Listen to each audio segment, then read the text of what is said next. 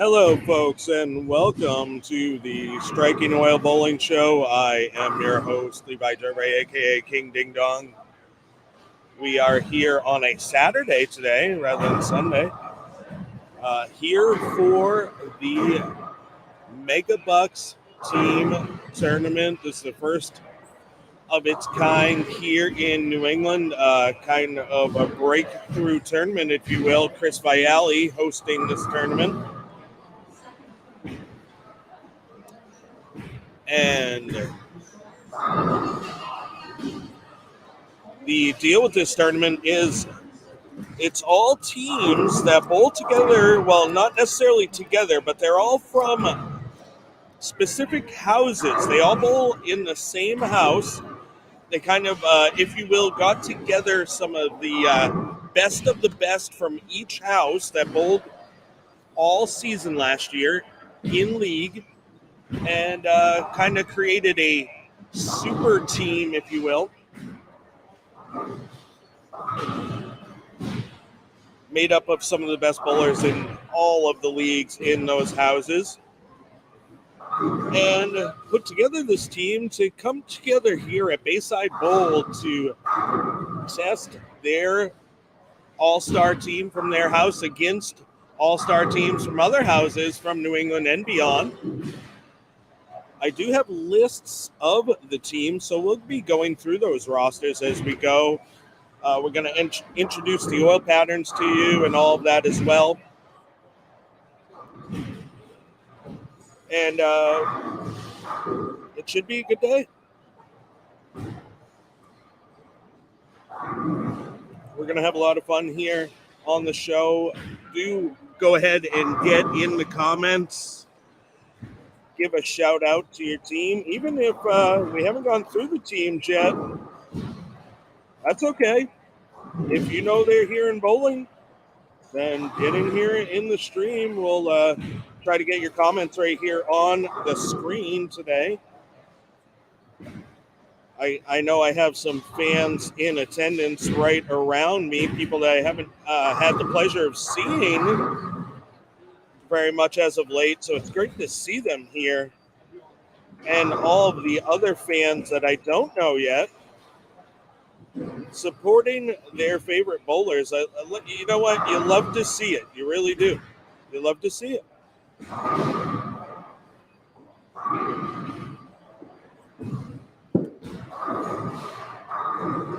So they will be bowling on two different oil patterns today. It's actually going to be a little bit of an odd format from what we're used to. We're going to have a set this morning. We'll break for lunch. And then we're going to have a set this afternoon. Again, two different patterns. Let's see if I can get them up here on the screen for you guys so that way we can talk about those. They are bowling practice right now, so we're not missing anything of importance really at this moment. They were generously given 15 minutes of practice. Something we don't usually see in our tournaments here either. Usually you get 3 balls per person per lane. So, yeah, it's a good amount of practice that they're getting here. Get a lay of the land here of their starting pair at Bayside Bowl. Practice is wearing down on a bunch of the lanes.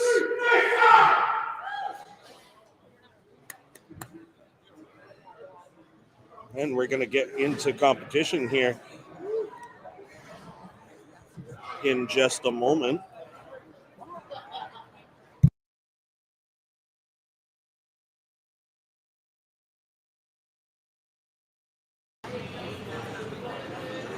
So as they're wrapping up their practice, they're going to talk some strategy here amongst the teams.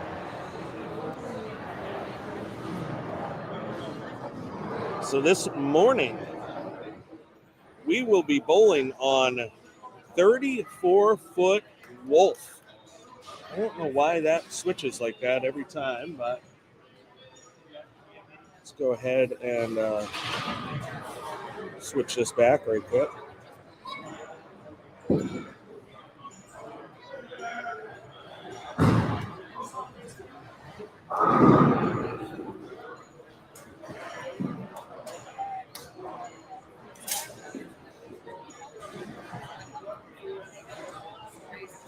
All right, there we go. I'm not sure why that camera keeps switching like that, but we got it back for you. Some of the first shots being thrown. Individual games, 5 bowlers per team going to be bowling here. We have the 1 through 8 side, the west side of Bayside Bowl covered for you today. There is some action happening as there's 14 teams that actually showed up for today's event on the east side as well. We will see them come through. So we will go through the rosters of all of those teams as well.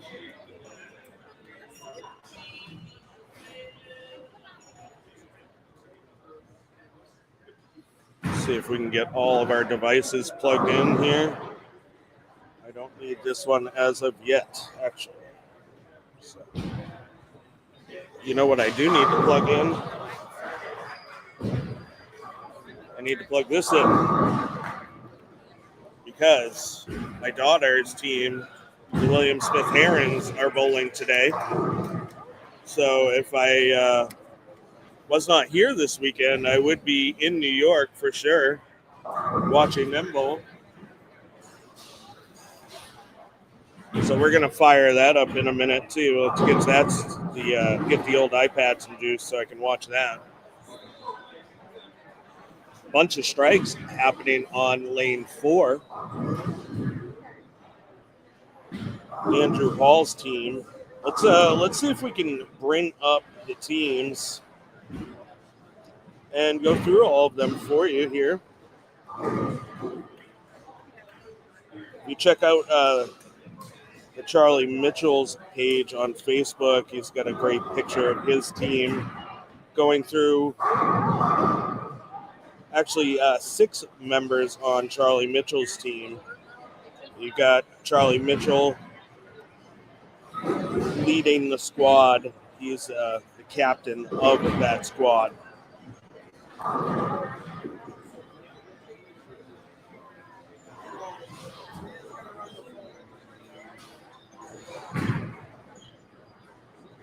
So thank you to Bolage. They're a big sponsor of Chris Vialli's MegaBucks tournaments. So big sponsor.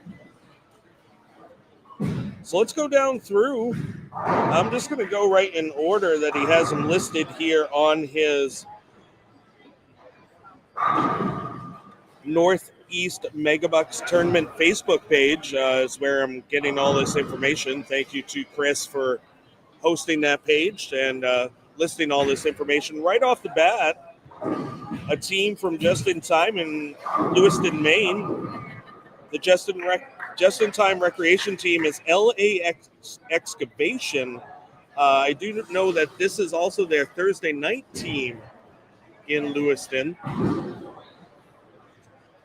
Andrew Hall, great player. You've probably seen him before up on lane 4.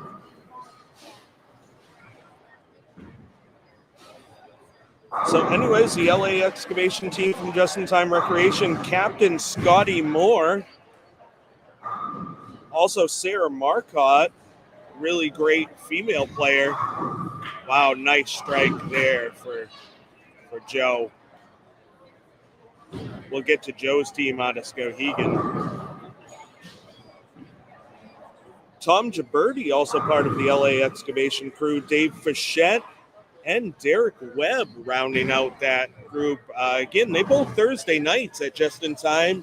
This same exact team. You got to think, if this team is hot enough to get into this tournament, I wouldn't want to face them in a regular league. No, not at all. The one saving grace, I guess, to the other teams is it is a handicap league. You know that team doesn't have much handicap. So, but if they get on fire, handicap is not going to help that. No, not at all. No handicap here today at all, though. All scratch bowling all day, all weekend. Tomorrow we have the one ball brawl here at 9 a.m. Still some spots open for that. Sponsored by us here at the Striking Oil Bowling Show. Thank you to our sponsor, Striking Oil Bowling Pro Shop, located right inside of Broadway Bowl in South Portland. Come check us out over there. Just across the Casco Bay Bridge. Beautiful view of the water in the building. You won't want to miss that at all. You can't miss it once you enter the building. So come check us out. Striking Oil Bowling Pro Shop right there inside Broadway Bowl, South Portland. Broadway Bowl, Maine Facebook page, or the Striking Oil Bowling Pro Shop Facebook page. Check us out. Like, subscribe, and share.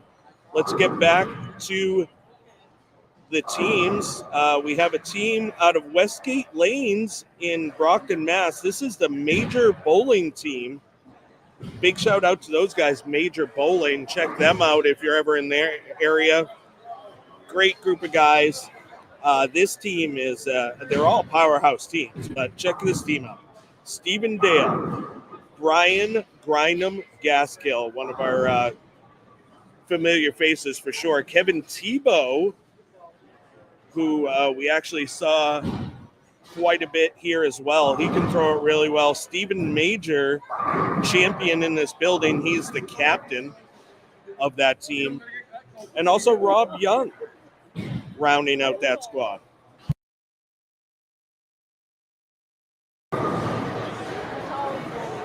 Next, we move on to a Yankee Lanes team from Manchester, New Hampshire.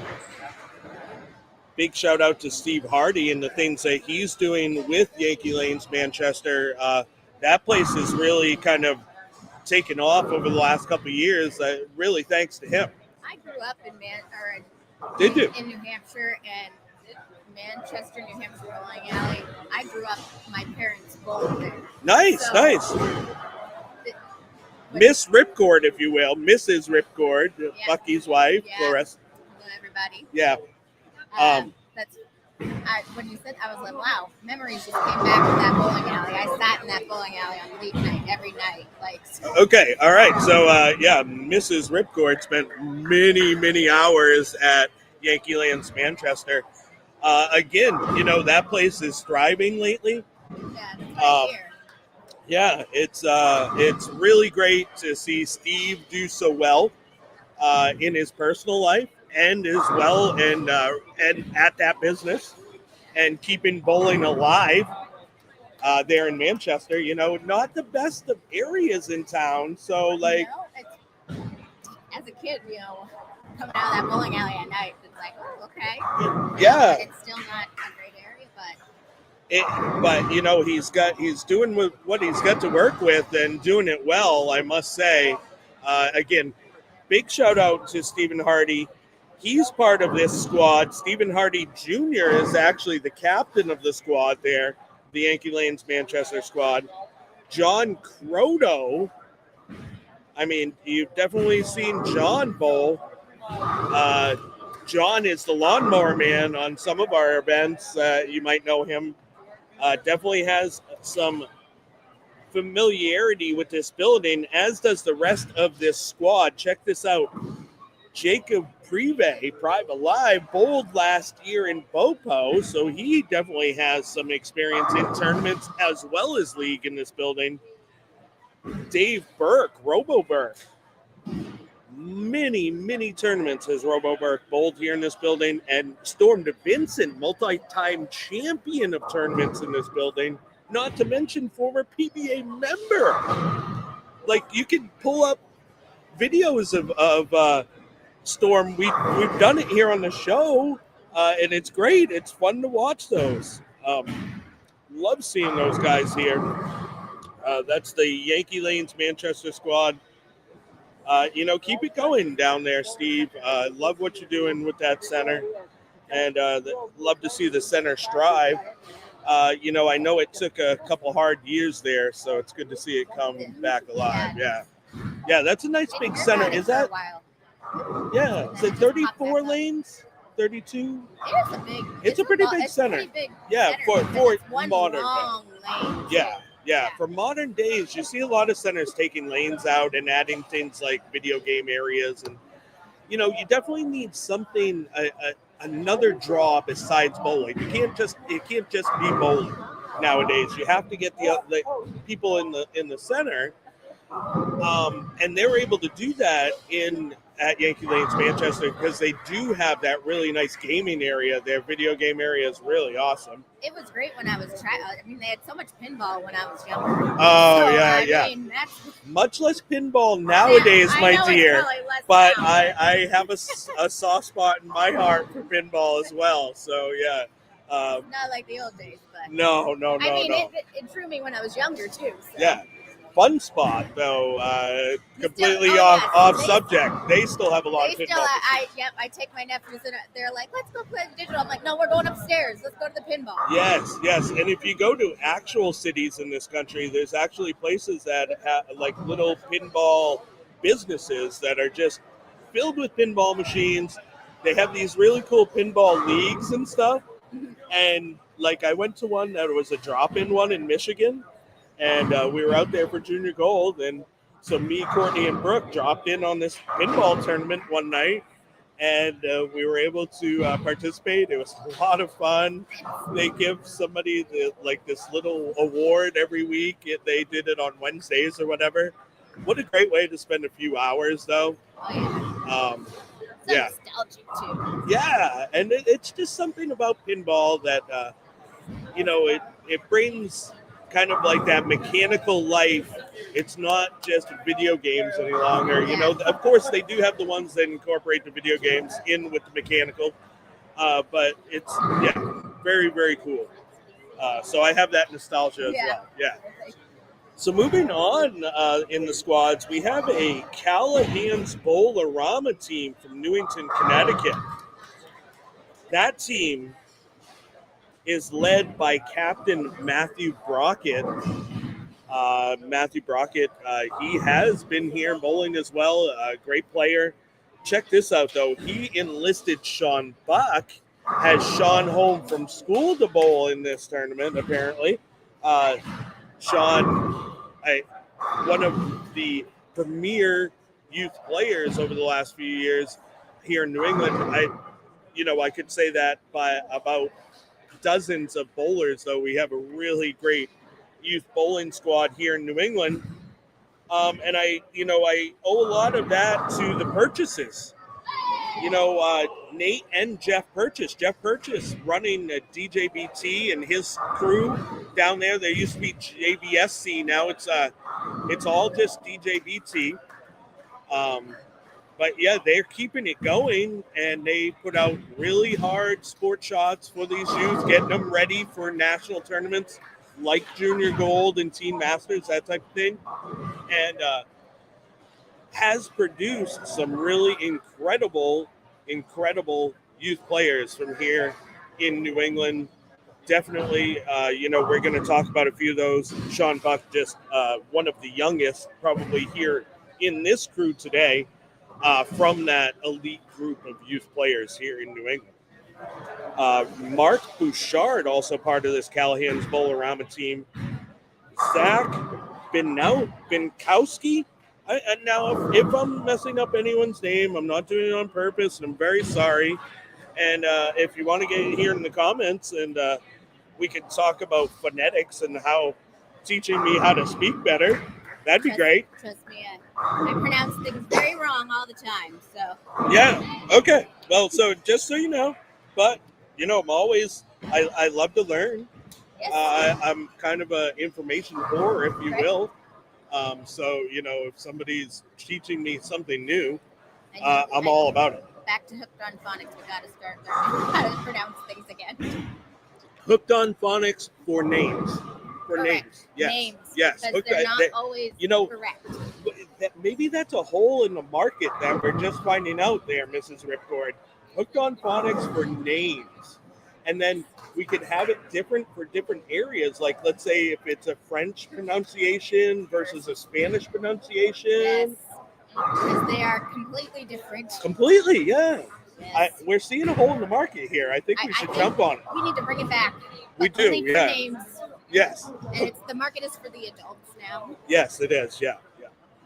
So Matthew Brock, again, was the captain of that Callahan's Bolorama team, and that team is rounded out by Jay Johnson. I'm pretty sure I said that one correctly. I think so. Yeah. If I said that one incorrectly, then yes, I'm ready to learn.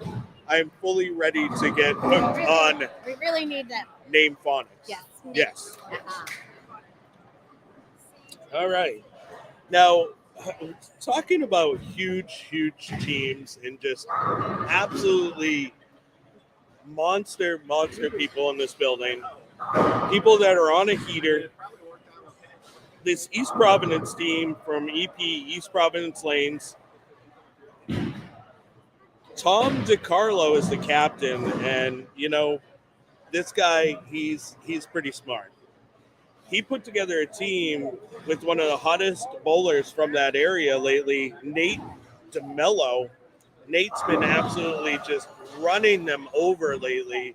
Absolutely, cool kid. I've known Nate for years. Him and I have gotten along really well over the years. Cool kid, great bowler, two-hander. Sometimes it's just fun to watch him bowl. When he gets in sync, it's almost like he's not even thinking about his feet or anything. He's worried about the shape his ball is making. It's pretty incredible to watch. Another incredible player who is a very extremely smart person, gonna make things happen in this game. Nate Clark, young player. This kid, he's very passionate about bowling as well. Really great kid. Having both of those Nates on that team, that's a really great thing. Two youthful players that are really good at what they do. Tommy Cumlin.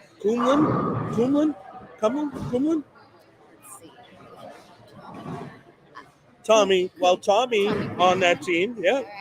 Along with Kyle Wilkes. So that rounds out the EP, East Providence Lane teams there. That's, all these teams are going to be tough to beat. Speaking of a team that's tough to beat, and, I talked about earlier the people that are sitting next to me. I was talking to, his dad earlier, Joe Ramsdell. We saw him throw a really great shot, Joe the third down there. I'm talking with Joe here. It's been great. Haven't seen him in a hot minute. This team out of Skowhegan is the Scow Vegas Strikers. That's a fun name. Yeah, fun name. Yeah, Scow Vegas, lovingly known. Skowhegan is lovingly known as Scow Vegas, the City of Lights. Okay. Yeah, well, so they... From Maine, so.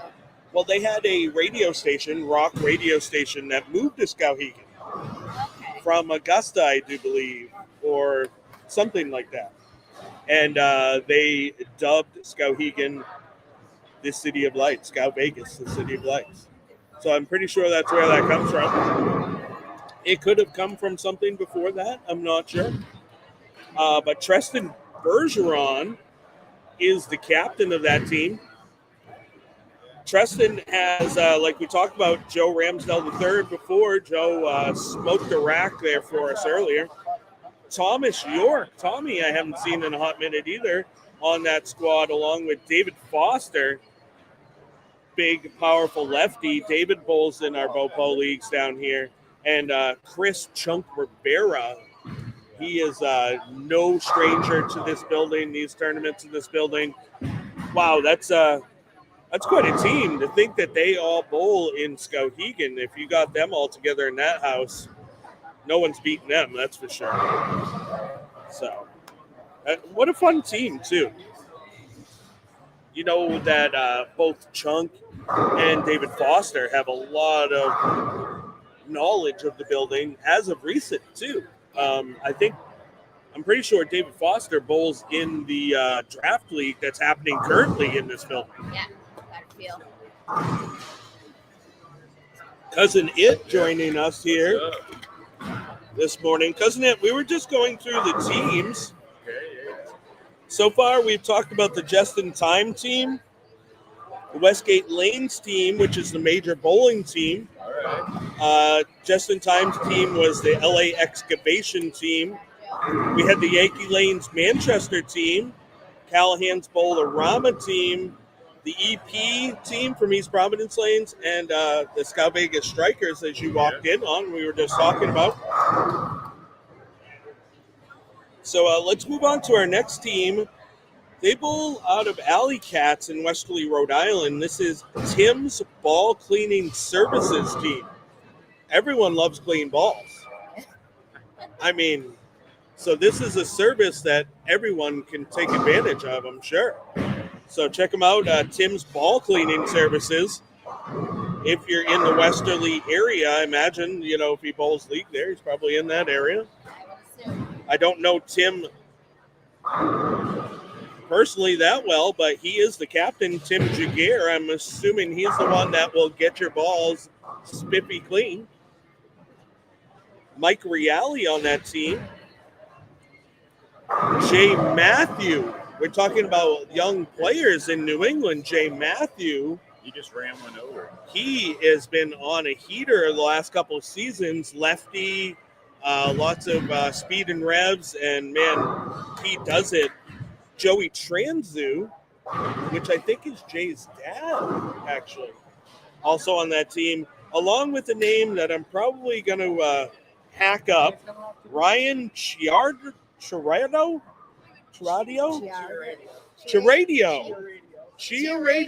All right. There's that hooked on name phonics coming in hot there on the side. I love that. Chia Radio. I love it. Okay. It's actually Caradio, but I just wanted you to say Chia Radio. Oh, okay. That's not exactly how it's pronounced, but. All right, so it's Caradio, Caradio. So I was pretty close the first time. So how would you rather have it be pronounced? Well, it's pronounced Caradio. Caradio. Okay. All right, Caradio. So Ryan Caradio, part of that team, obviously a really cool, nice guy. Love him and his buddy chiming in from the side there. Tim's Ball Cleaning Services. Now, was that Tim right there that chimed in? That's Tim. That was Tim. James. Oh, okay. Awesome. Yeah, Jay, yeah. Oh, yeah. Okay. Yes, Jay. How could I mess that one? So I thought scores would be higher. It's pretty tough out there, actually. Oh, it's a wolf, right? Yes, the 34 34-foot wolf is what we're bowling on this morning. Mark Roth this afternoon. We'll talk about that later. It's going to be two different sessions. We get a session here on wolf, and then we're going to take a break for lunch and then have a session there on Mark Roth. See a lot of urethane going down the blocks there on 5 and 6. Lots of purple. All right. Now let's meet a team from a little bit outside of New England. This is where I would be this weekend if it wasn't for this big weekend of tournaments here. I would be in New York watching the William Smith Herons. This team is from Schenectady, New York, actually. So not right in town, but pretty darn close. This is the Town Academy team from Schenectady. Andrew Hall, so this team's right here on 3 and 4 in front of us, is their captain. You've probably seen Andrew a lot lately, and you will continue to see Andrew a lot. He throws it great. Not Ed Sheeran. He's not. Okay, good. I was getting. Yeah. So I know there was some girls out front, wanting some autographs and stuff, but, He that a lot? he's got to stave them off. I think he has, like one of those sticks that you. Oh, okay. Like a marshmallow roasting. Yeah, stick, right. So I can extend it. Yeah. So they don't get too close. Oh, okay. Yeah. So, really great guy, Andrew Hall. I actually got to see him twice this week. I don't know how I got to be so lucky. He's going to be throwing a shot for you there on lane 4 right now. Definitely not Ed Sheeran. Definitely a really great dude and a really great bowler. Let's see what he's got for us here. Oh, he's using a big ball. Wow. And strikes. He got that away from him quick, and it sat up real nice. He thought it was gone. You saw it on his face. He didn't like it too much, but it turned out really well. On his team, he has Justin Barkham, Stephen Wagner, Steven Wagoneer, Wagner, maybe? Wagner. I think Wagner. it's Wagner. Okay. Wagner. RJ Martinez and Zach Gentile, maybe. Gentle? I don't know. I would say Gentile. Gentile? Yeah. Again, it I depends get if it's corrected at like, work all yeah. the time, but Okay, all right. So Maybe what's that's maybe I partly should why start we putting use it into nicknames. Right. Man.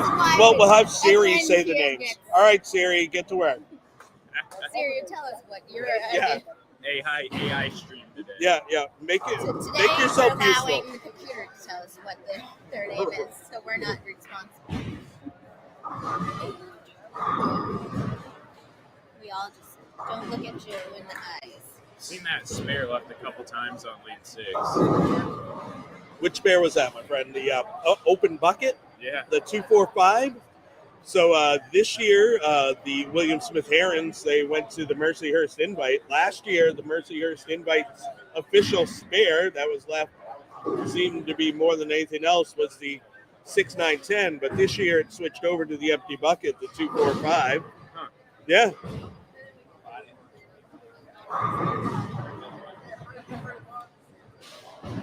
All right. So also on this town bowling team, we went through everyone. I'm telling you, Andrew's big strike. Did we forget to talk about? Well, no. On that team. Oh, No. How did we go through all 14 We are teams? not gonna forget about any other team. We just have all gone through the town bowling made it. academy team. I was like, oh, wow. I'm like, I feel like we haven't gone through 14. We have all the not. No. teams yet. No. The next team actually bowls out of Bolero, Worcester. It's Mops Or Maulers. if you would like to know how to spell it, it's Worcester. Yes. Worcester, but not war as in WAR. No, it's like the War. It's like it's almost like you've got the H. Yep. So Worcester. Worcester. Yes. Well, anyways, the Mops Maulers team, led by Captain John Williston. That team's going to include Don Fry, Dan McCormick, Jim Dumas, and Josh Lucier. So Mops Maulers, I think, are they on this side? I should have, you know what I should have done is I should have seen if I could have gotten a actual listing of where the teams were starting. Yeah, because they drew at 8:30, and we were walking in, and I was like, I don't even know where Joe's going. Yeah. And then I put my coffee down here, and I looked up, and I was like, oh, there he is. Perfect. Yeah, so it just worked out. It just happened to have worked out at that It was moment. one of those things, yeah.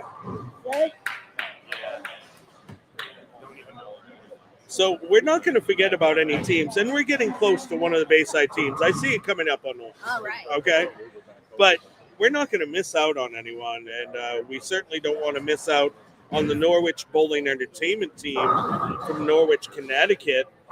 Norwich Bowling and Entertainment Center is where these guys bowl out of. John Kirker, you may have heard of that guy. He's the captain of that team. John, I got to see earlier this week, so he's going to be a twice in a week or two that I don't get to see very often. John, really, really great dude. Just look for the guy with the big beard on lane 2 right now. I was like, I think they're on 2 right now. Yeah. Yeah, if you ever want to laugh and have some fun, talk to a guy, John's your guy. Andrew Hall, He's handy. he's got the old dinner plate going for Thanksgiving there. He's the only one throwing some strikes, and so you got Yeah, over here you do have some strikes, but Like for Tommy's throwing Tommy, a good string over yeah, here. Tommy's got some going over here. He's using purple. Oh boy. That one was in. Until we ruin. Yeah, until We brought dark it- cloud doesn't exist. I don't agree with that dark cloud thing, but some people do. Wow, John Kirker, So Greg just said the scores are higher on the other side. which makes sense. You got a little bit earlier friction over there, and on a short pattern, it helps to blend out the back end. Here, it's going to be a little cleaner through the front.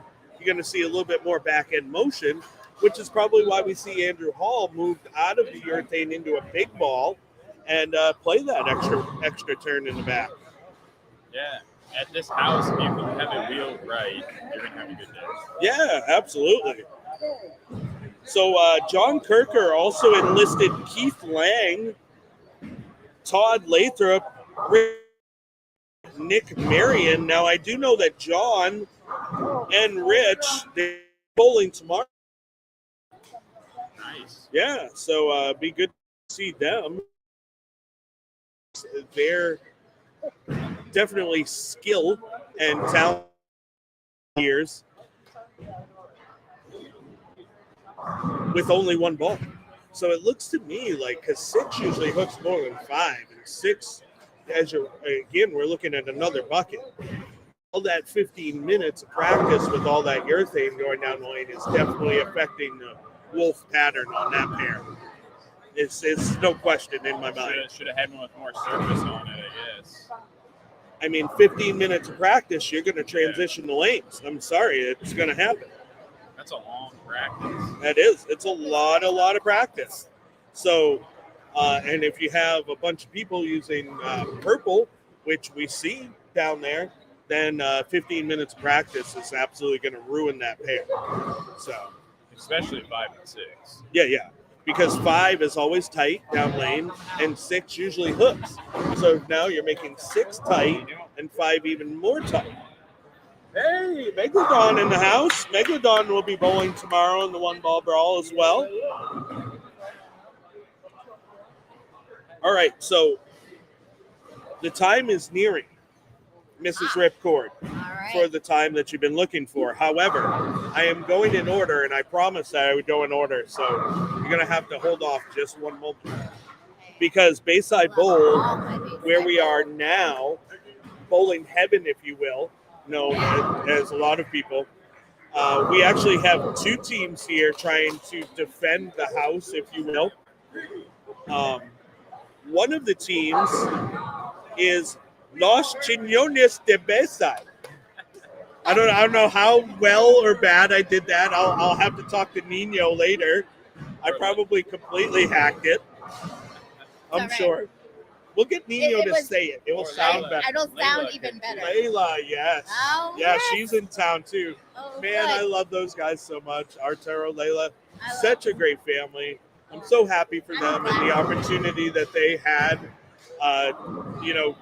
It was sad to see them leave, 100%. Very sad to see them leave, but they promised that they will come back and visit quite often. And here they are, yeah. And I know that to be the case because I actually bought the pro shop from Arturo, and he's going to want to come up and visit every once in a while anyways. Nice. I can't say enough good things about that family. They're such great people. I'm so happy for the opportunity that was afforded to them, and also the opportunity that was afforded to me because of that.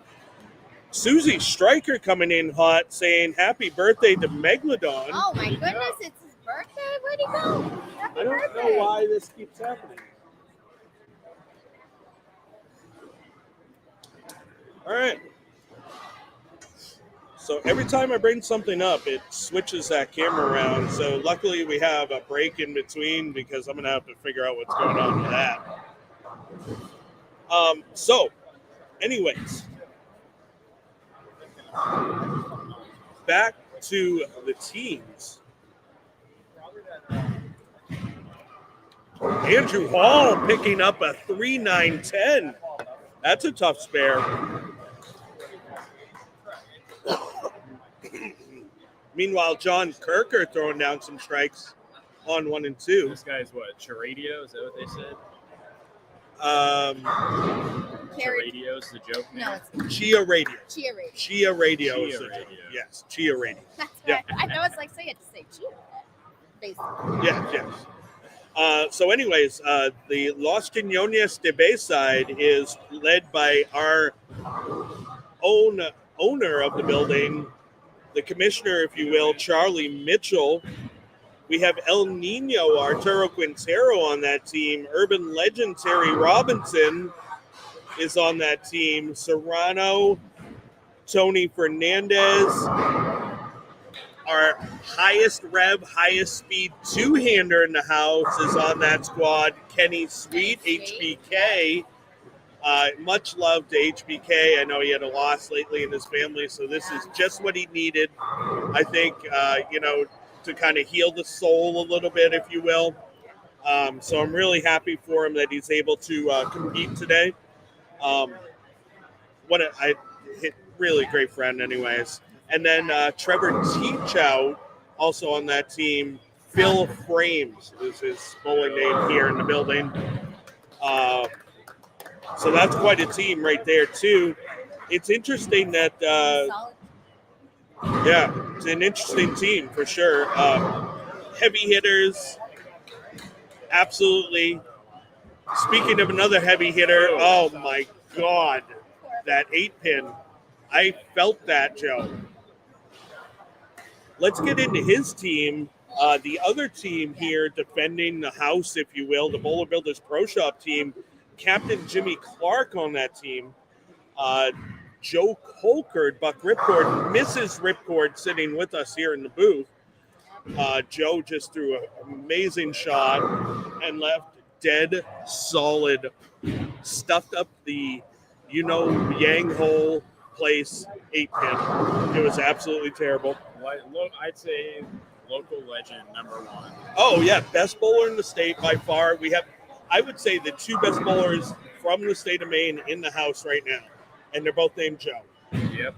You got Joe Colcord on lanes 5 and 6, Joe Ramsdell III on lanes 3 and 4. 100% the two best male bowlers in the state. We also have the two best female bowlers in the state in the house, too. One we haven't talked about, part of this BBPS team, is Mallory Clark. And one that we have talked about, Sarah Markov.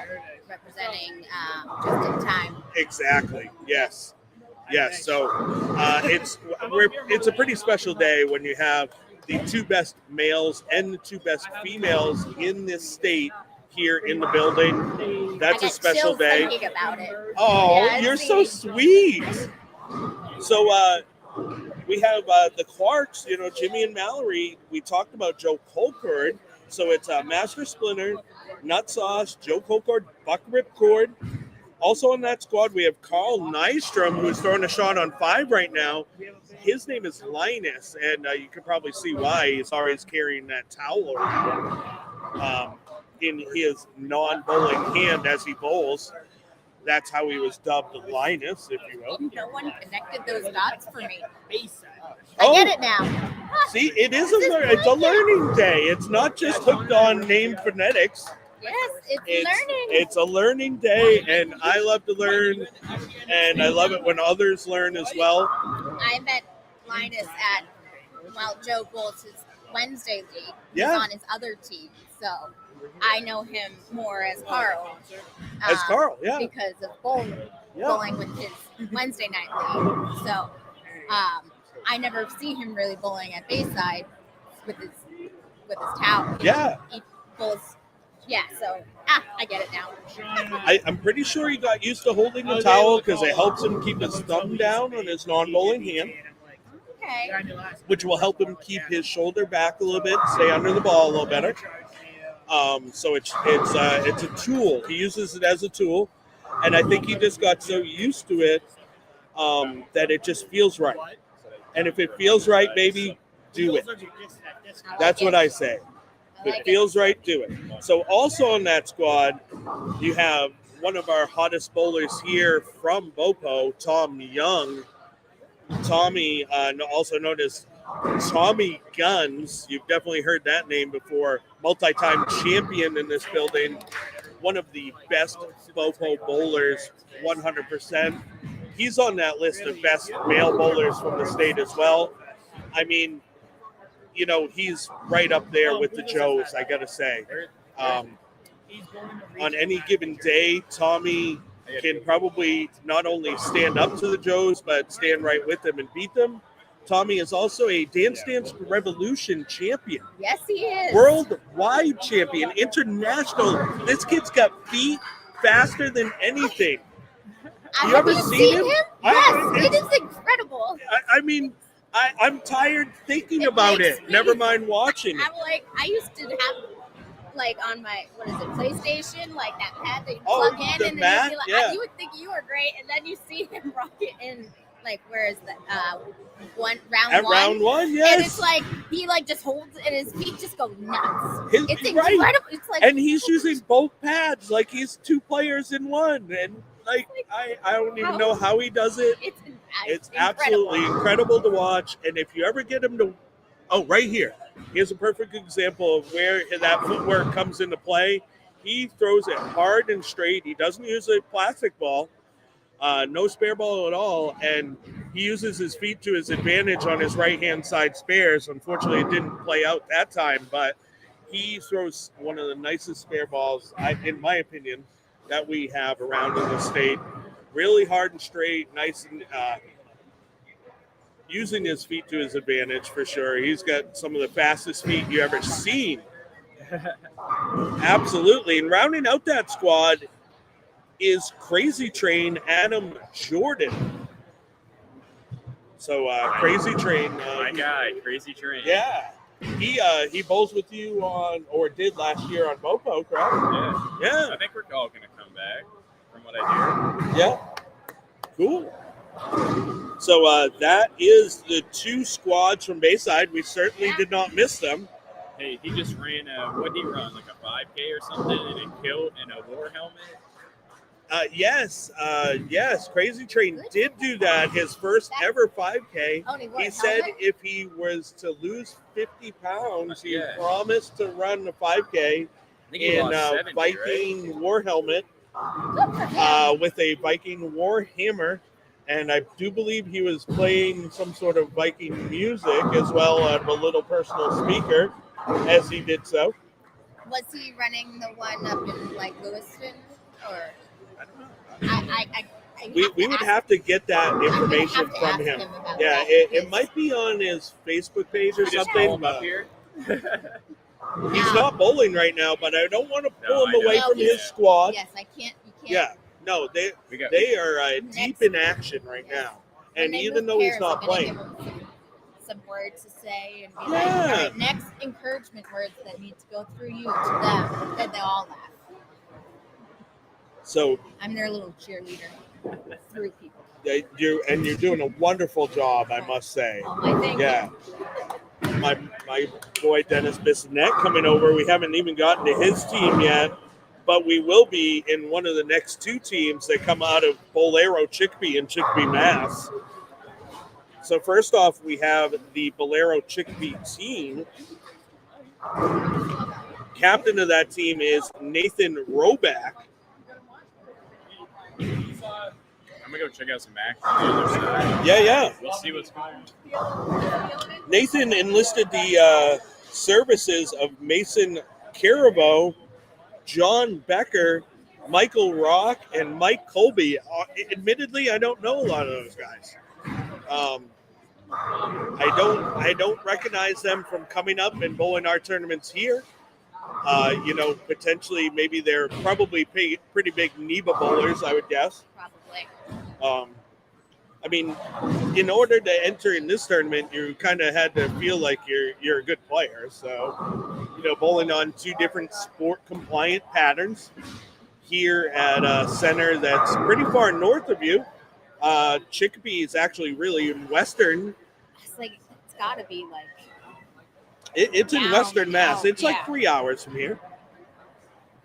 So yeah, it's a ways. But also from this Bolero Chicopee team, We also have the Flying Farkles. Okay. Yeah.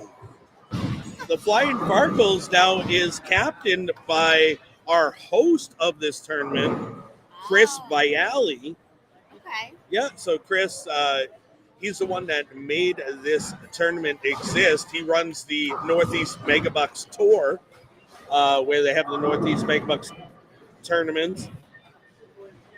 Um, and then he, dreamt up this team event made up of people who bowl in leagues at a certain center who might want to think that they are, have the best bowlers in the land coming together and bowling in this awesome event. Now, Chris Bialy, he obviously smart guy, putting together an event like this, and it shows by this first person he picked, Dennis Bissett. Dennis really, like one of the best lefty players in New England, besides Ramsdale III, of course. I'd have to say Ramsdale is much smoother, one of the smoothest bowlers I've ever seen. Yeah. But Dennis can get on the ball. And I know they give him crap because about purple hammers and stuff, but this guy can bowl. He doesn't just use urethane. He can use anything in the bag and make anything in the bag look good. They're also joined by Greg Flamond, Tony Bennett. We've seen Tony bowl up here. Tony B, as he's known, and Jeremy Hartbarger.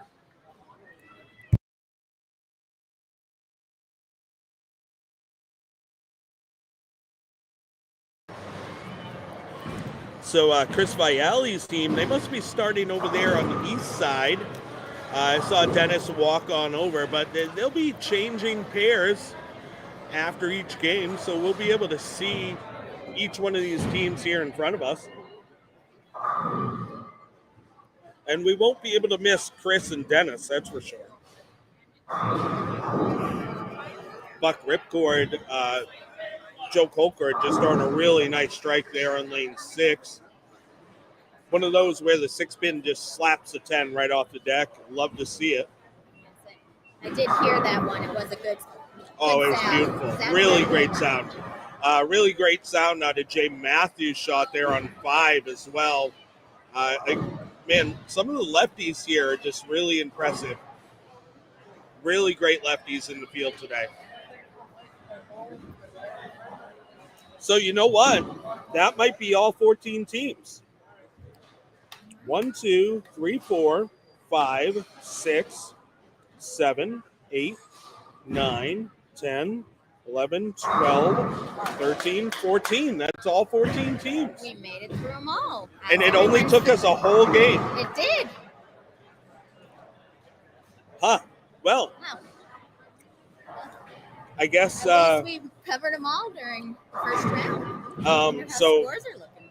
Yeah, let's see if we can bring it up here. I haven't actually brought it up yet.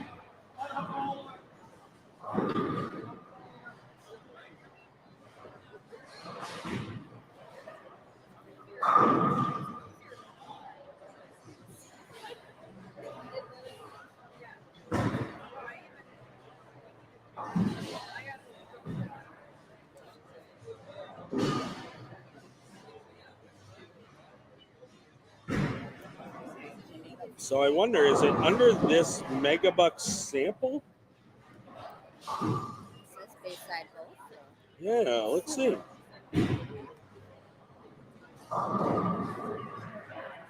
It might be. Oh no. I don't know what that is. So that might not be it. Let's see what else we got. Let's filter location. See if that helps. Yeah, that's weird. All I have is a MegaBucks sample.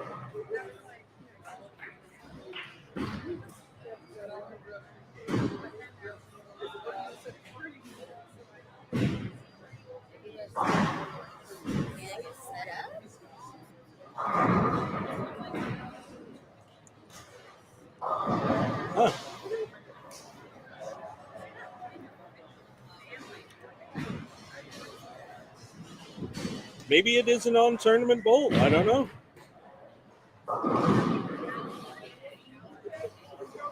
I mean, not everything has to be on Tournament Bowl by any means. So This is true. Shane Pearl checking in. Sorry I missed it. Any of you guys from Vermont up there? Yes, we do have bowlers from Vermont in the house. Jimmy, what a way to go. Shane, there was a team from Vermont. Well, I don't know if there was a team from Vermont, but there was definitely bowlers from Vermont. Let me see. Do you remember? Did we talk about a team out of Vermont? I don't think I don't think we did we?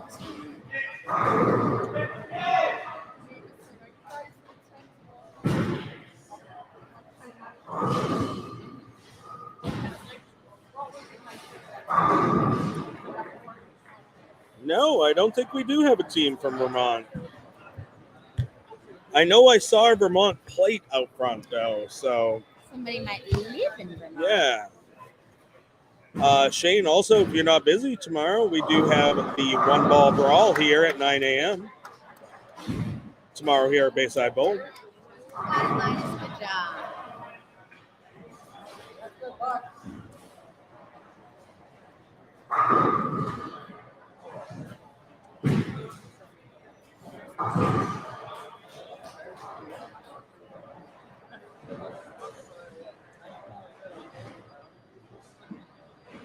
Let's see. Yeah, I don't have anyone listed from Bayside Bowl. Well, not from Bayside, from Vermont here at Bayside Bowl, I should say. Doesn't mean that they aren't here, though. Just means that they haven't registered a team from a Vermont center.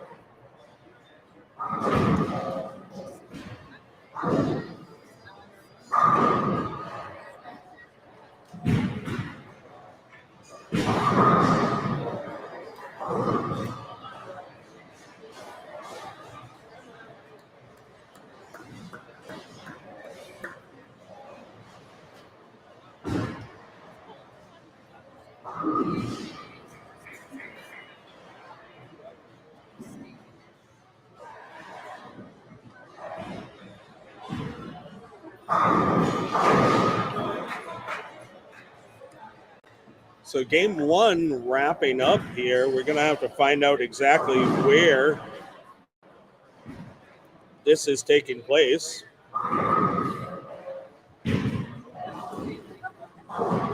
Yeah. Little.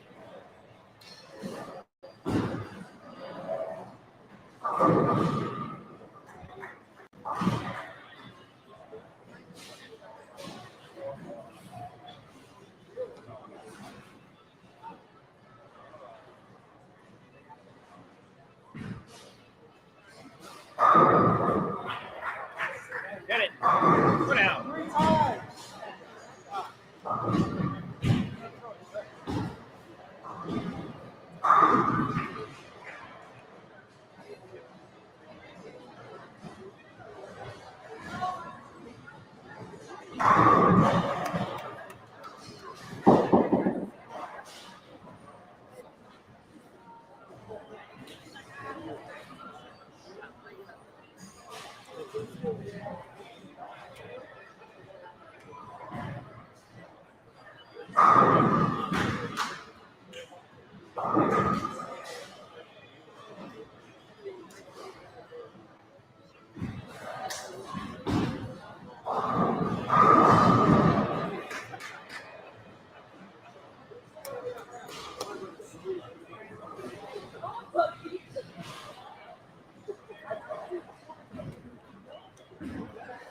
All right, Shane checking back in. Appreciate you running the camera. Was hoping to catch some of that. Dad, life busy. Hoping to get back into more tournaments soon. Keep up the great work on and off lanes. Well, I got to tell you, this was a conversation that I actually had with Joe Ramsdell II here.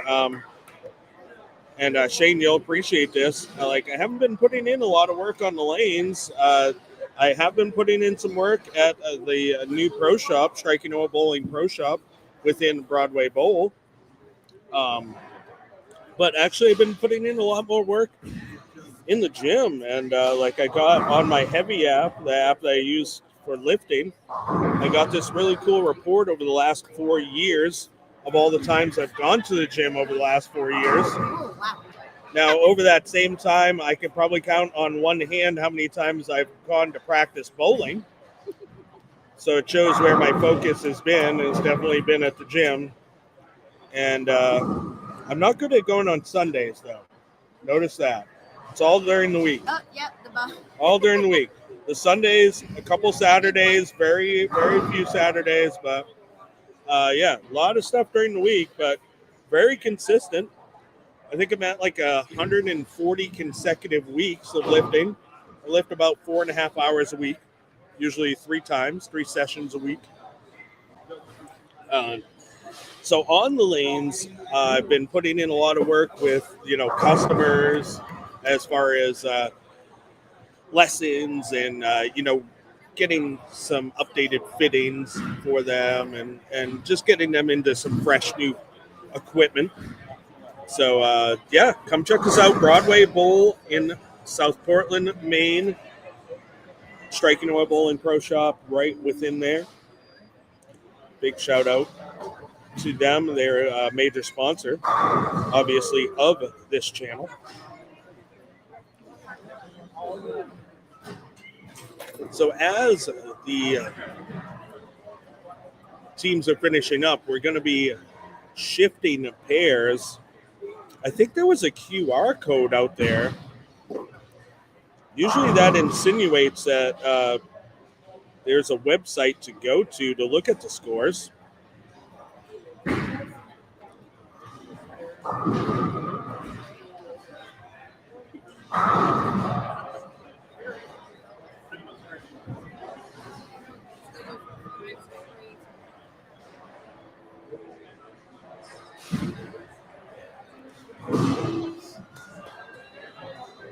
I still don't see them on here, though. No, I don't either. So I'm not sure. Not sure where those scores are going to be. I'm going to have to do some investigative work. Oh, there's one right there. Oh, cool. That's Oh, look at that. That wasn't much investigating. Oh, no. So this is actually a QR code for the Northeast MegaBucks Tournament, which will be taking place November 27th through the 30th. Excuse me, a singles event run by Chris Viali. Says right here, over $125,000 in expected payouts.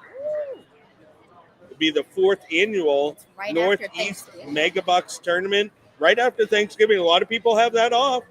A lot of people take that off. Check them out at bowlingmegabucks.com. See if I can get that up here on your screen. It's probably going to make my camera go wonky, though. But, hey, this is what it is, right? Create a banner. www.bowlingmegabucks. Whoops. Helps if we can spell properly. bowlingmegabucks.com. Let's get that up on the screen. It did not make my camera go wonky. How the hell did that happen? I love it. bowlingmegabucks.com.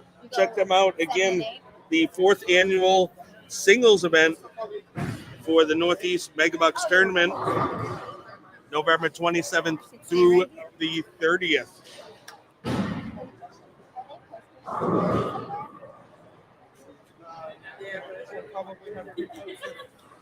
It's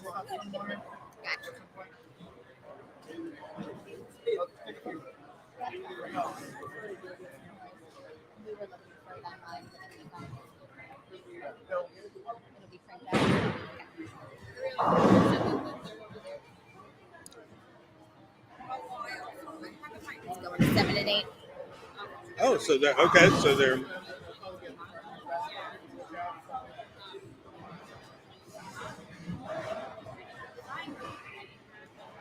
So they're only moving over one pair? That's what Joe said. Okay. Well, I guess we'll find out. We only have one bowler left to bowl, and they just threw their last shot on lane 7. So 7 and 8 are now complete as well. Oh, okay. I see what they're doing here. It looks like they're just moving over. They're going to bowl both of their games on this side of the house and then probably move over and bowl their other 2 games on the other side of the house. Or are they only bowling 2 games this morning on one side and then 2 games on the other side? Do we know what the format is? I don't know either. I remember reading it, but it was 3 days ago. So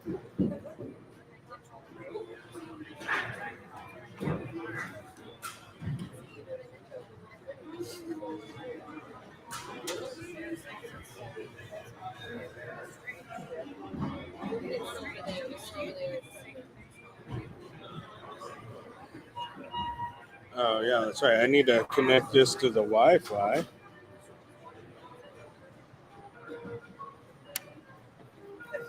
Forgot that we were not at Broadway. Automatically connected there.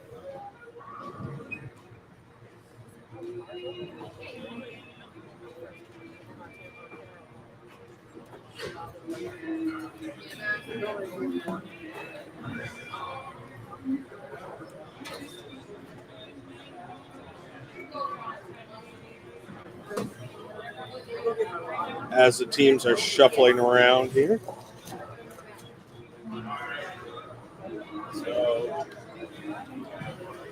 it looks like one team ran them over, and the rest of them are all near each other over there. Really? 2 of them ran them over. So I don't know how it was over here, but So I'm finding. Oh, okay. Here we go.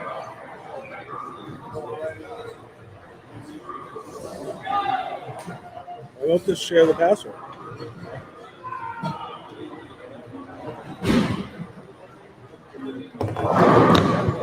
So on the other side, you had a team run them over? yeah, they're maybe plus 100 and something. Do you know where we'll be able to find scores? There's a guy over here at the desk with a shirt on. I'll go ask. Yeah, that'd be great.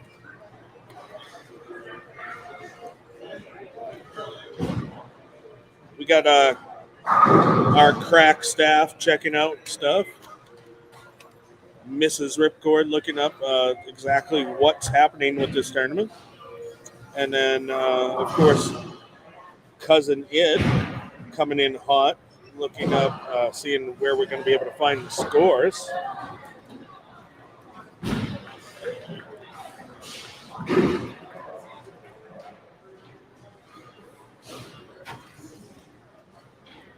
So it looks like William Smith is not live yet. So we can go ahead and put that away for now. No need to pull up the iPad to watch bowling yet. It's not happening. It hasn't happened yet. No, you.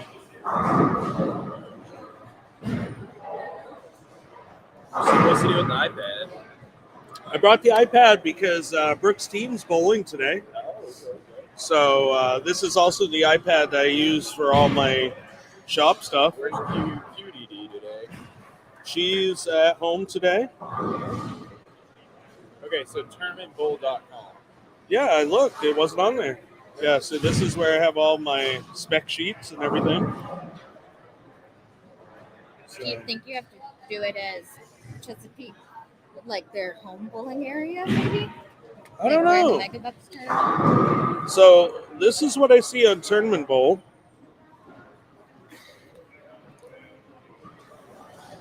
So we do have one that said MegaBucks sample. I guess Jimmy's doing it, so Yeah, but that was the only thing that pulled up when we pulled up this state. he's over there. I don't know what's going on. Yeah, I don't see it. Mega Team. Sample. Happy birthday. Happy birthday, Megalodon. Thank you. Yeah, we gave you a shout out on the stream. Susie, actually Susie Stryker, who is in here right now, she was the one that gave the shout out. Any bowling on the other side of the house? Yes. Yes, they are bowling on the other side of the house.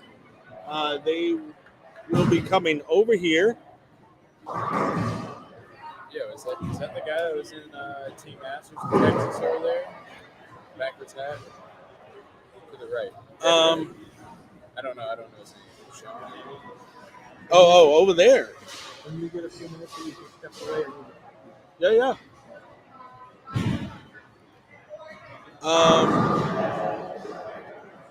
It may be. I don't know. See him in Texas. I don't know. I mean, it could be. He's a nice guy. So Yeah. All right. Were you able to find it out? I found this should tell us how many games are in each. So 3-game block.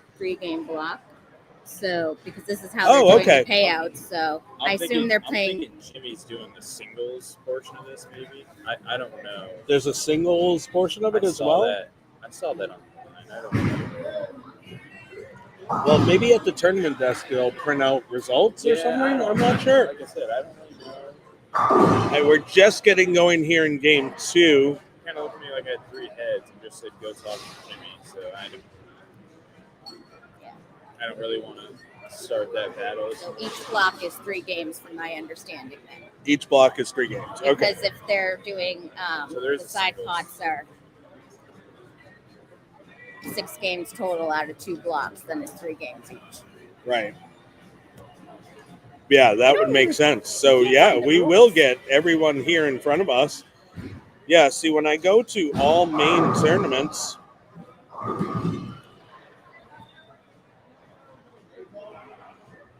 I got nothing. MegaBucks sample. But then you go to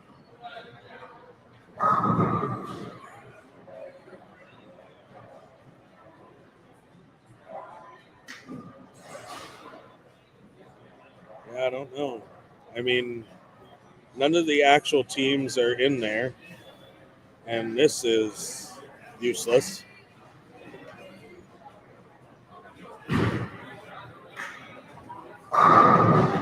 Yeah, I don't know. We'll have to figure this out later.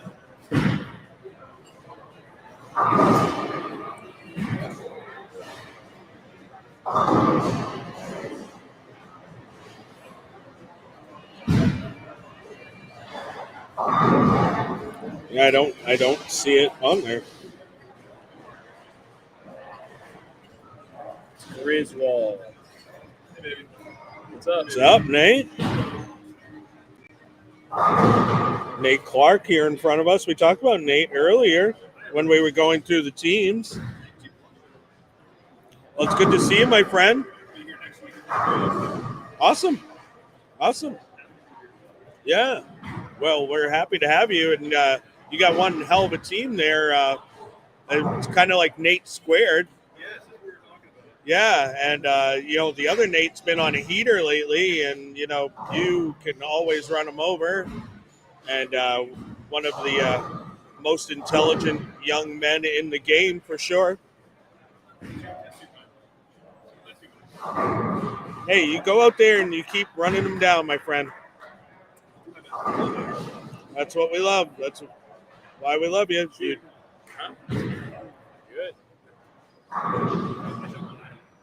Yeah, I saw. I get to heckle you today. I was heckling the middle. Yeah. Does he not have a purple or anything? He's not a urethane guy? No, he doesn't have a urethane. I mean, he had a good look.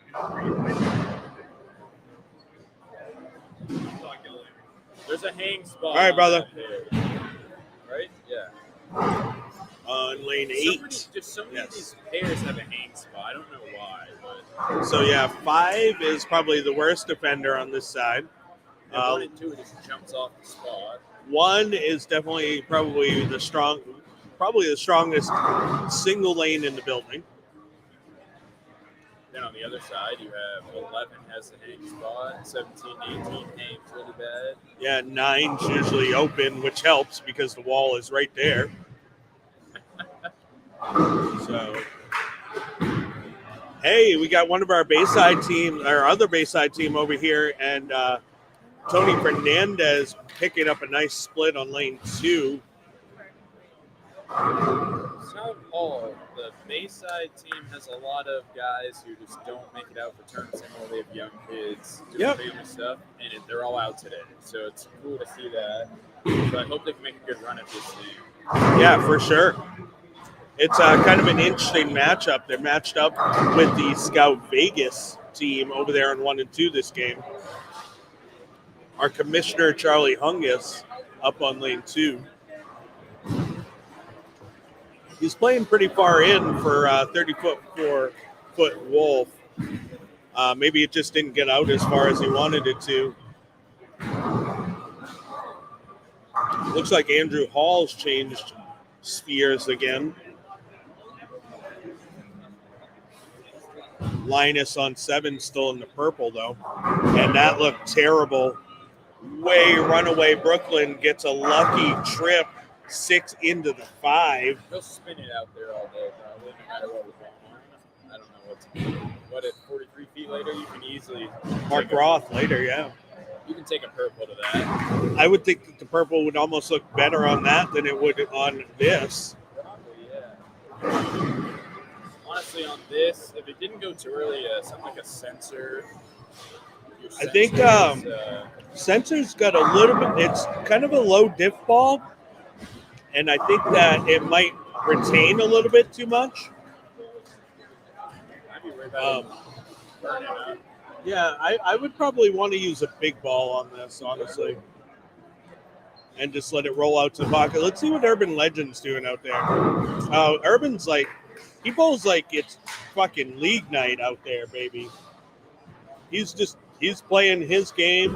One of the really, really great players. And you know what? I learned about Herb because we just did a refit for him and drilled him up a fresh piece.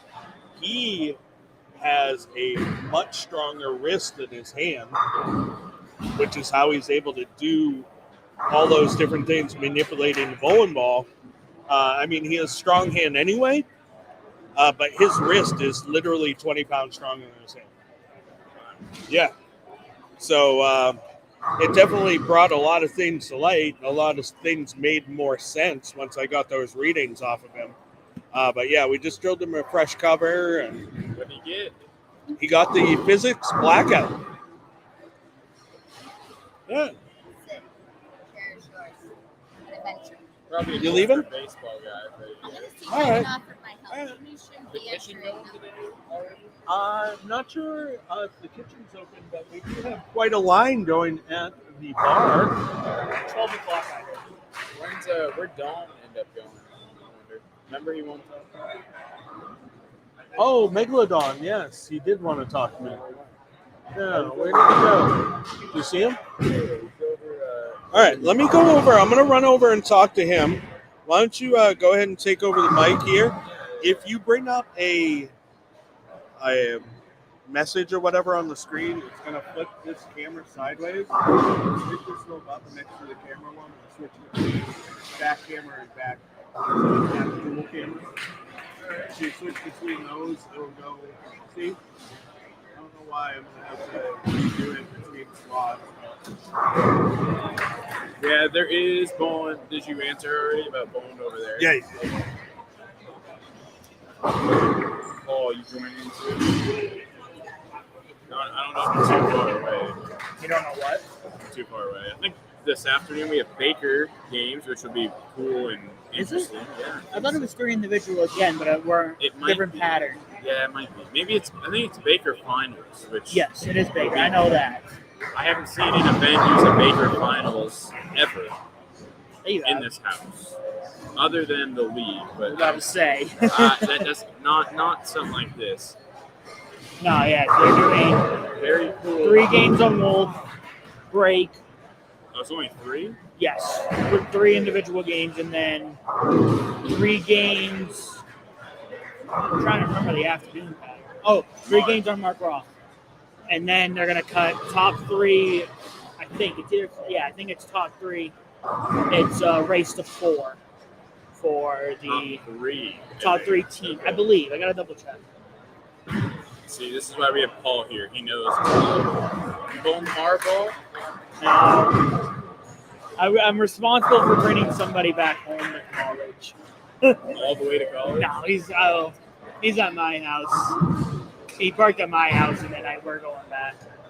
We might stop by real quick in the morning, but we don't know yet. Wake up and see how we feel type thing. Here. Just come bowl.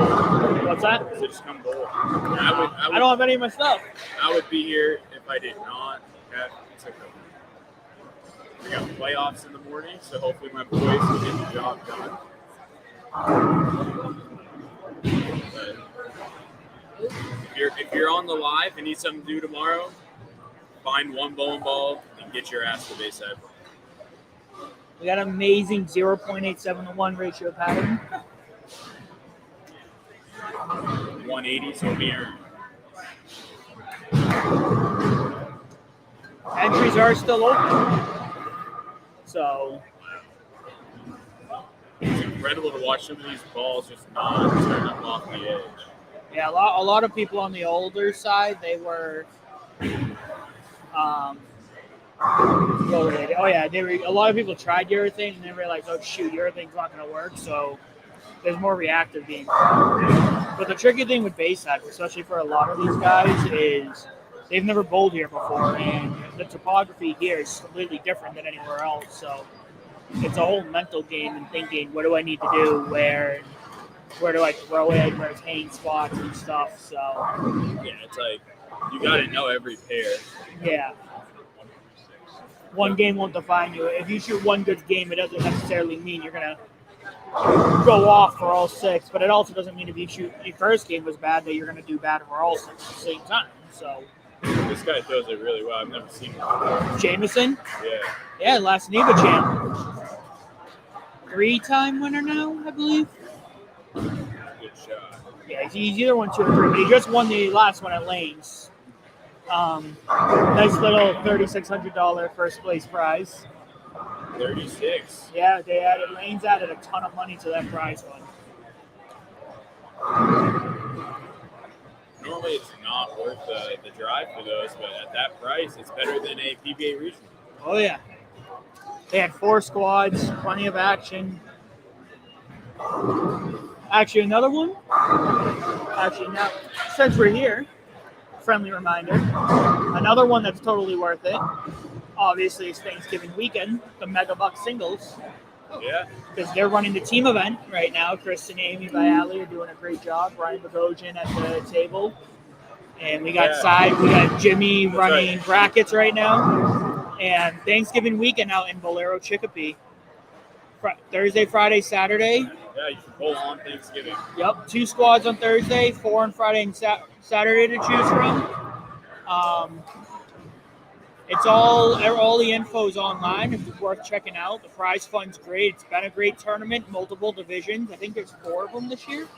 Probably. Again, so. And then the best part is, if you're able to make it to that championship match, and you shoot 300, you're leaving Bolero Chicopee with a brand new car as well. So that's the special thing about that one. Might be one we'd have to check out. Yeah, a new car. Yeah. I haven't seen a new car given away in a hot minute. I remember here in the state tournament when it was held at Riverside. This was probably 15 years ago. They sponsored a car for the first 800 series. Yep. Which was won literally the first weekend of the tournament. Stuff like that is very cool for our sport, for sure. Who won it? Do you remember? No. I don't. Letting us down today. I am, yeah. Yeah, it was one of those big names of the past from Riverside. I can't remember the name. I'm horrible at names anyway. Yeah. No nickname. We don't know yet. I mean, unless you have a name like Chia Radio, I mean.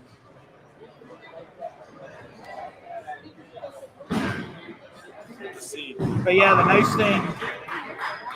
So yeah, so 2 squads Thursday, 4 on Friday and Saturday, and then Sunday is match play. It's $100 entry, but if you bowl the either Thursday squad or the 8 a.m. on Friday, it's $10 off.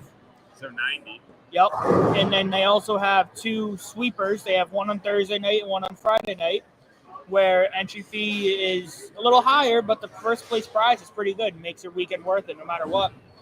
$125 for Thursday to enter, but first place is $1,800, and then $195 for Friday. But if you win, it's $3,000 for your sweeper. So, and there's scratch and handicap division, and then everything comes together. First place is $10,000. So For the big event, for the main event, yep, $15,000 is added. 10K first place prize. Yep. All right, we do have some of the scores getting uploaded now, guys. So far, there's only 8 scores in there. So we'll be able to get you guys the scores probably right up on the stream. 11, way up in the 11. So. Yeah, and that one's not listed yet. The highest score we have currently in there is 1058. Yeah, that was, so the 11 was Team Farkle. Team Farkle out of Bolero Chicopee had great 11. Viali shot over 250, and they had a couple bowlers who had a good stretch on that. So yeah, the Tim's ball cleaning service now up on lane 3. You see Jay from that team. He's a really solid lefty. He's still in urethane. Yep. We were just talking about it, defending NEBA champ. So his father too, Joey, great bowler as well. Yeah, Joey also on that team. Joey Transit. Yeah, it looks like they've made new rules too for this house with doubles events. You can't bowl the champion or can't do whatever. So I wonder if some of these guys will start coming up more on events like those. Yeah, maybe. I know they've made new rules for me. I'm back to my buddy's wedding, so I had to get the trim job done. What's going on, Levi? Hey, Crazy Train entry in the booth. What's up, Crazy what's up? Train? Oh, not much. Just brought on us the 6th late of Bowler Builders, and I'm just here if they need me. Yeah, actually, we gave you a shout out earlier nice. About your first ever 5K that you did, and all the work that you've done, on yourself, on your health, on your body, and how you promised that if you lost at least 50 pounds, you'd go and do a 5K dressed as a Viking with the Warhammer and everything. Yeah, playing the music. You definitely followed through on that. Very awesome. So we totally gave you a shout out on that earlier. Down 65 pounds so far. Still Congratulations, my man. I love it. Keep up the great work. That's awesome. How's the wrist doing? I know you've had troubles with it over the past year or so. I'm more back to up the back, kind of consistent like I have been. I'm not getting pain. Every once in a while, if I really try to jam on it at the bottom, I'll feel a little bit, but not a lot. So it's definitely feeling much better. The swing is a lot looser now. I can do almost all what I used to be able to do before the first original injury. So that's great, my man. That's great. So actually, I'm glad you're up here. I kind of wanted to ask you about this. I didn't really know. There was only a couple squads that held a 6-person roster. Now, are you guys allowed to swap in a bowler, or? You can, but not during the game. It has to be at the end of a game. Someone has to bowl the entire game, and then you can sub in that 6th person. Okay, that was exactly my question. No. So, yeah, it's not like college rules where you can come in even just for a fill ball, like Cousin It referred to. So it's only at the end of a game. Now, I kind of wonder why some of these other teams didn't hold a 6-person on their roster. I know, like this morning, I woke up and my hand and wrist felt like crap just from like probably my arthritis thing. So like if that were to happen to a player, then you'd have an extra player that could bowl. Or what if you just suck? Or you got, you have someone that normally has a good look who doesn't have a good look. You have an extra player on the bench, if you will. Or also short pattern, long pattern. Someone who's in really good on the long, someone really good on the short, have a flip flop. Yeah, very good point. Yeah. Was there a limit to 6 people? Yeah, 6. There's a limit to 6. So you couldn't have like a whole roster. Right. Guys, right? 37 people on your own.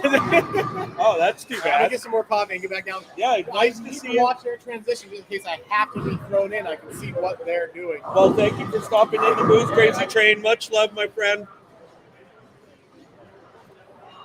I was going to say, having that sub, though, regardless. That's huge. Yeah, because even then, like he said, you can have someone watching the ball reaction and everything, and then, because it's always, you have it from a second angle, and they can tell you something that you're not seeing. Like I was talking to Sean Buck earlier, because I was watching some of his shots, and he's like, oh, some of these shots are really good. And he was still going light, leaving flat 10s and 2 pins, and it's like, why is it not striking? It's like, did you watch your ball? Yeah, I did. And I said, did you notice a double dribble? Nope, I didn't notice that. So it's important. Yeah. It definitely is important. And then you got 12 eyes on each shot rather than just the 10. And, at what you referred to, Paul, is why these pros are so good, too. They have the ball reps standing behind them. Yep. Now, the ball reps are making suggestions, but here's the deal. None of us see what's happening to the ball in the first 10 to 15 feet. Yeah. However, it's very important what happens in this area, not just for ball motion, but like you said, double dribbles and whatnot, definitely changes the rotation. And sometimes if you double dribble, if you hit that line, you lose a lot of power on your shot. And the big thing when a ball double dribbles is it reacts later, it delays the hook because it goes into the oil further and takes more time to come off the pattern and get into the pocket. So, yeah, depending on how bad the double dribble is, I've seen them dribble and then hit over a hole, and that's not good. El Nino, he's starting to feel it. You're just waking up, that's all. Hey, it's that Texas droll, baby. Jet lag. He's happy to be back, though, that's for sure. Yeah, love that guy. He must be really happy, too, about once he found out about April with the tour coming back here. Yeah, that's going to be a fun one. Oh, yeah. Yeah, we'll probably hang out later, I would imagine. After this, we're going to head over to the pro shop. Cousin Ed's going to get some fresh covers drilled up. So we'll be heading over to Broadway Bowl after this. I imagine that Arturo's probably going to want to see what I've done to the place. Yeah. Over there at Striking Oil Bowling Pro Shop. Paul can come punch a new rock too. Yeah. I do have to get over there soon. I don't know if I'll be back up this current year, but I definitely want to get up there soon and check out the shop. I love Broadway too. What Charlie did when he bought it, it's a great bowling alley. Oh, it's absolutely gorgeous in there for sure. And the big thing too that not many bowling alleys have, pretty much around, especially around New England, Broadway is one of the few bowling alleys where you can actually customize what pins are down if you want to practice fair shooting and everything. Yes, you can, yeah. And we got a view of the water in the entire building. Yes. Can't go wrong with that. Nope, So let's get the scores up on the screen for you guys here. This is after game one. As the travel agent, Paul, was saying, Flying Farkles, they almost hit 1,100. It was 1094. They're in the lead after one game. Tim's Ball Cleaning Services, the Flying Farkles out of Bolero Chicopee.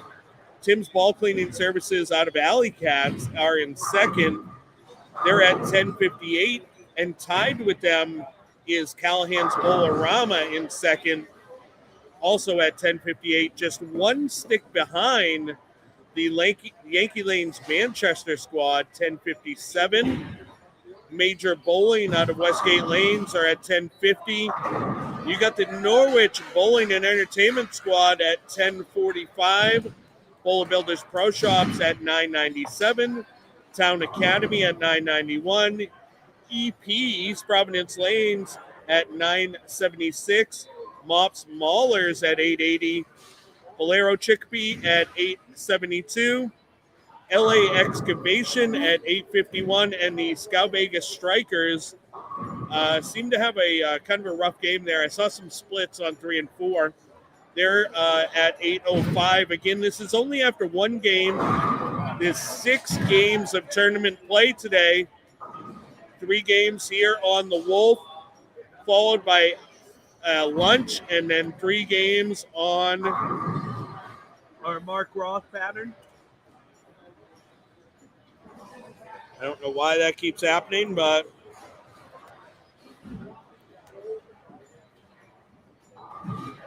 all right, we're back. Well, you see these guys on 5 and 6. The scores are way lower than. Well, I don't know. We have a bowler on lane 6 who has not missed yet. They got the front 5. I'm saying, I think the team with the lower score came in. Where'd they come in from? I wonder. Because someone would have came in. Yes, yeah. So I wonder which team's doing better. Which I would assume it's from lanes 3 and 4. So lanes 3 and 4, the team that imported over there was Andrew Hall's team. You got John Kirker cleaning out some deadwood there on lane 4. Bonus pin on that. Looks like they're distributing the scores right now that we've already given to you guys. We're ahead. We are ahead of the curve. We got Alley Cats right now doing really good so far on lane 3. A lot of strikes. What is that? Is that Jay with the front 5 there? Yep. Yeah. And then the bowler right in front of him's got spare 4-bagger. Yeah. John Kirker now up on lane 4. Man, he's such a good player, and what a good dude. Oh yeah. Yeah, he's fun guy to talk with. I got to hang out with him a little bit earlier this week down in Connecticut. Thank you to Adam Ishman for quite a good little seminar there. One of my favorite dudes. Adam, sales rep from Brunswick Bowling Products.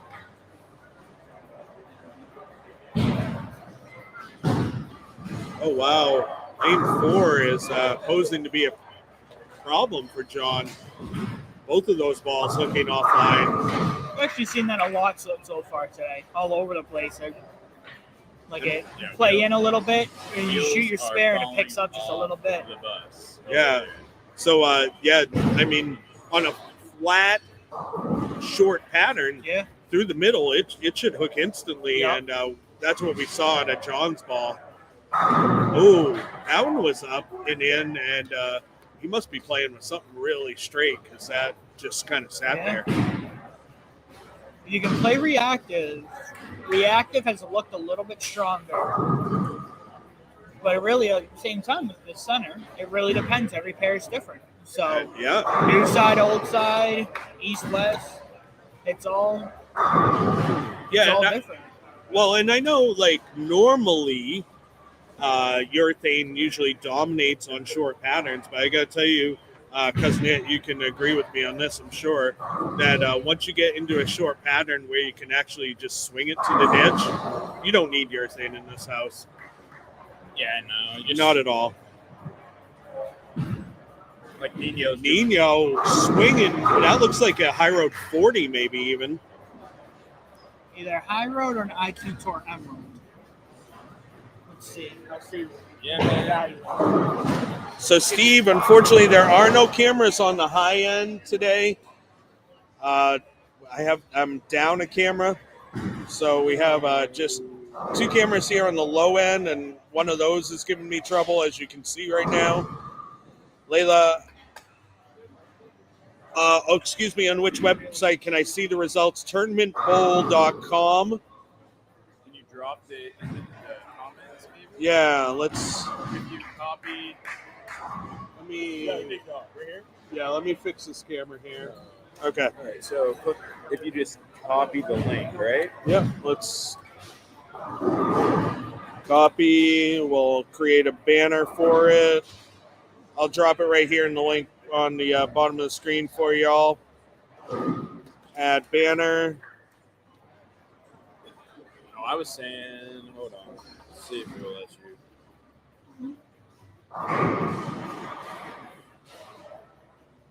Do you think I can make like a QR code? Is that what you're thinking? Yeah, hit back on the. Well, I'm gonna test it. Or on the exam. No, not the banner. Like, get out of there. Up there. Comments. Go up to comments. That's what I was looking for. And then post a comment. You should. Paste it there. Yeah. Let's see if we can. Oh, okay. Yeah, I see what you're saying. Okay, yeah. There you go. Check that out, Layla. I'm gonna see if I can click on it. I put a link in the comments there. That might be a little bit easier than the banner. Good idea, Cousin It. I don't know why it showed up 3 times, but One's Twitch, one's YouTube. oh yes, okay, yeah, that's a good point because I'm commenting and not someone else commenting. It dropped it in all 3 of our platforms. So it doesn't look like you wrote. Oh yeah. Go ahead and click on the link in the comments. It'll bring you right to the scoring page, standings from tournamentbowl.com.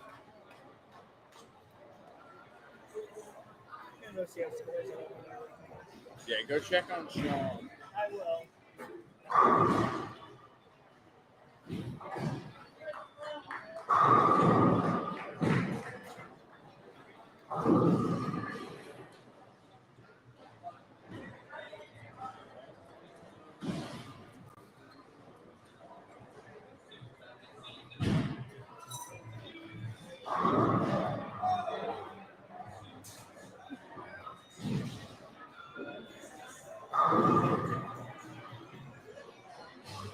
Should have worked, hopefully. Yeah, I haven't heard back from her, so I'm assuming that it worked okay. Can always send her a message if you have to. So I don't think that the Herons are bowling until noon, maybe. I think they had a late start today, actually. They went out and had breakfast at one of the local places, Water Street Cafe in town. Water Street Cafe is they're a huge supporter of all of the Hobart and William Smith teams. They so much so they actually built what they call a team room for the teams to come and have breakfast at their location. And of course, the bowling team, there's only 8 girls, but they host some of the larger teams like rowing and football, hockey, all of them. Where's this So Said restaurant? It's right on Main Street in Geneva, New Okay. York. Yeah, So Water Street Cafe. So are they bowling in Geneva today? They are, yeah, which is unfortunately I'm missing their home meet. That's a far ride, though.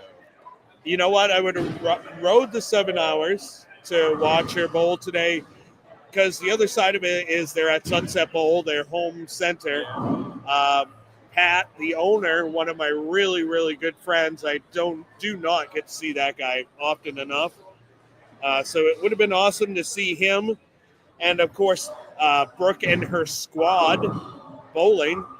Yeah. But much love to them, William Smith Herons. Hopefully they can pull out a win today. It's kind of it's only a 2-team event. It's just them. What? And yeah, it's I can't remember what they called it, but it was like a clash of sorts between the 2 teams. Weird. So you got someone over in 7 and 8 who has a 5-bagger over there too. I'm not sure who that is.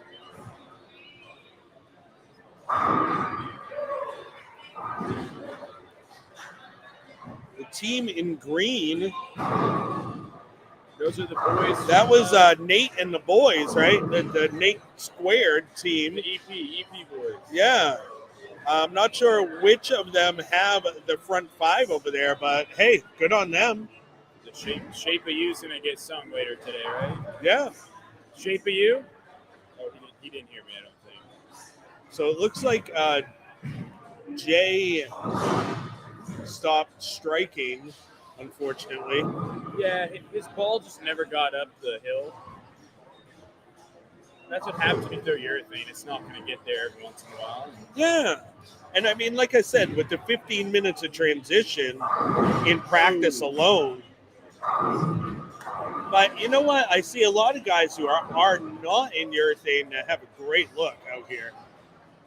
HBK, I'd assume, is in urethane. Looks like he's in a black hammer. No, that's a purple. That's a purple. HBK can throw it really fast, though, and he's using that to his advantage. There's Jay. Oh. Yeah, see, Jay. So he got soft because the ball wiggled, and there you go. Yep. I honestly think that he could probably get out of urethane at this point too. I would go to the purple one. I think the purple one's a little bit more rounded off the bag, doesn't just puke. Yeah. And I think he would strike. I don't know what he has for surface on what balls, but 1,000 or 500 on a purple. So I do know that Hammer has a new release on the way to combat some of the new rules in place. Especially for, as we were talking about, the Herons, NCAA bowlers who are looking to bowl in the Nationals, anything beyond qualifying in junior gold, that type of thing. That is the stupidest thing I think I've seen. Why would you let a kid use a ball, and then when they get to the toughest part, or not toughest part, but you get the 16 quote-unquote best guys, at that point, we've already weeded out everybody. So why are we going to take the ball away if it's so good it's going to make you win?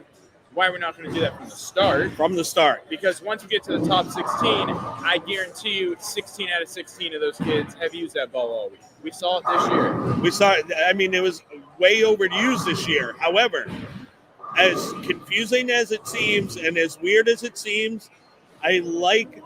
I like it as a tester because you let these kids use that ball to get through qualifying, and then maybe you have one that didn't use it and still got through qualifying. And then what happens? The ones that used it all week now have no look, but the ones that didn't use it all week now start running them over, and then it's going to go to show you that the industry is doing the right thing. I know it seems weird, but honestly, I support an NCAA. Let's face it, men don't bowl in NCAA. It's only women. So there's not a lot of urethane being used in NCAA anyways, but I kind of support what they're going. I think if they did want to do it this way, go the four days of qualifying, you can use your black one. I think purples are banned across the board. After that, that's when they should cut it loose, right there, right then. Like we shouldn't have advanced or 1 and 2 with them. I just don't think that's right because we all know what happens. You just surface it up and throw it hard. That's the thing, and that's why it's become such a problem. Is not necessarily the urethane itself. It's not the urethane itself. It's the over-surfacing of bowling balls. We put my ball in the spinner. What's it? 360, 180. Low dip pearl reaction. Very, very similar. Very similar. Very similar. It's not, and I've said this right from the start, it's not the ball itself. It's the over-surfacing of the ball. Now, you're able to over-surface the purples and makes them work great, and that's what makes them a problem. Because what they're doing is they're not flaring. So all the oil that you're grabbing off of the front, it's now distributing it onto the back, and the only reason you're able to use that ball is because of the surface. So it's grabbing even more off the front. So anyone can say what they want to about, how urethane doesn't change it or how it's not a problem. It becomes a problem because of ball surface. Yeah. That's the problem. Really, I don't know how you could mandate this, but surface 1,000 should be the lowest. But again, how do you dictate that? There is don't. zero. Yeah, you don't. And you can't just ban surface altogether because then whoever has the most money just gets the freshest cover and they would win. Exactly. So with that, there's just no way to save ourselves. There is no way. And, I've used the creating a different surface scanner, and not only is it way too expensive for every tournament director or whatnot to go out and buy it, I don't feel that it's very accurate. I've used it, and I mean, it definitely has its flaws, like everything. But like, if you're going to use that to hold people to the fire, if you will, then it needs to be more accurate. It really does, or more affordable too at the same time. Yeah. So I don't know. I mean, we look at our state of Maine here. We have youths that put 500 on the ball bowling a house shot.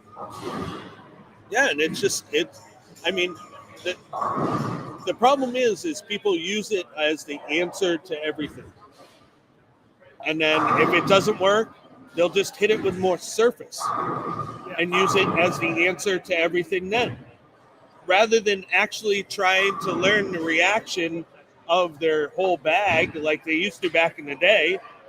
And it's weird how, like, I was talking about this with somebody before, earlier this week, is they talk about every ball that comes out hooks more than the last, blah, blah, blah, this and that, hooks more, and the lane's not getting any wider.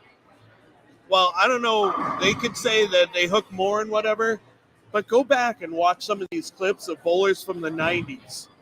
These PBA bowlers in the 90s were hooking the ball more than we do now. They were the whole lane, bro. Like, they might not have been lofting gutters all the time like now, but if you watch a lot of the pro tournaments now, when they're lofting the gutter, they're not playing it to the other gutter. No. Like back in the 90s. Back in the 90s, if they were lofting the gutter, they were playing from 39 to 1. Yeah, swinging the whole lane. Literally swinging the whole lane. Yep. Not lofting the gutter, playing to 15 at the break point, which is what you'll see a lot now because of the score patterns. Now it's turned into which you see with Team Masters as well.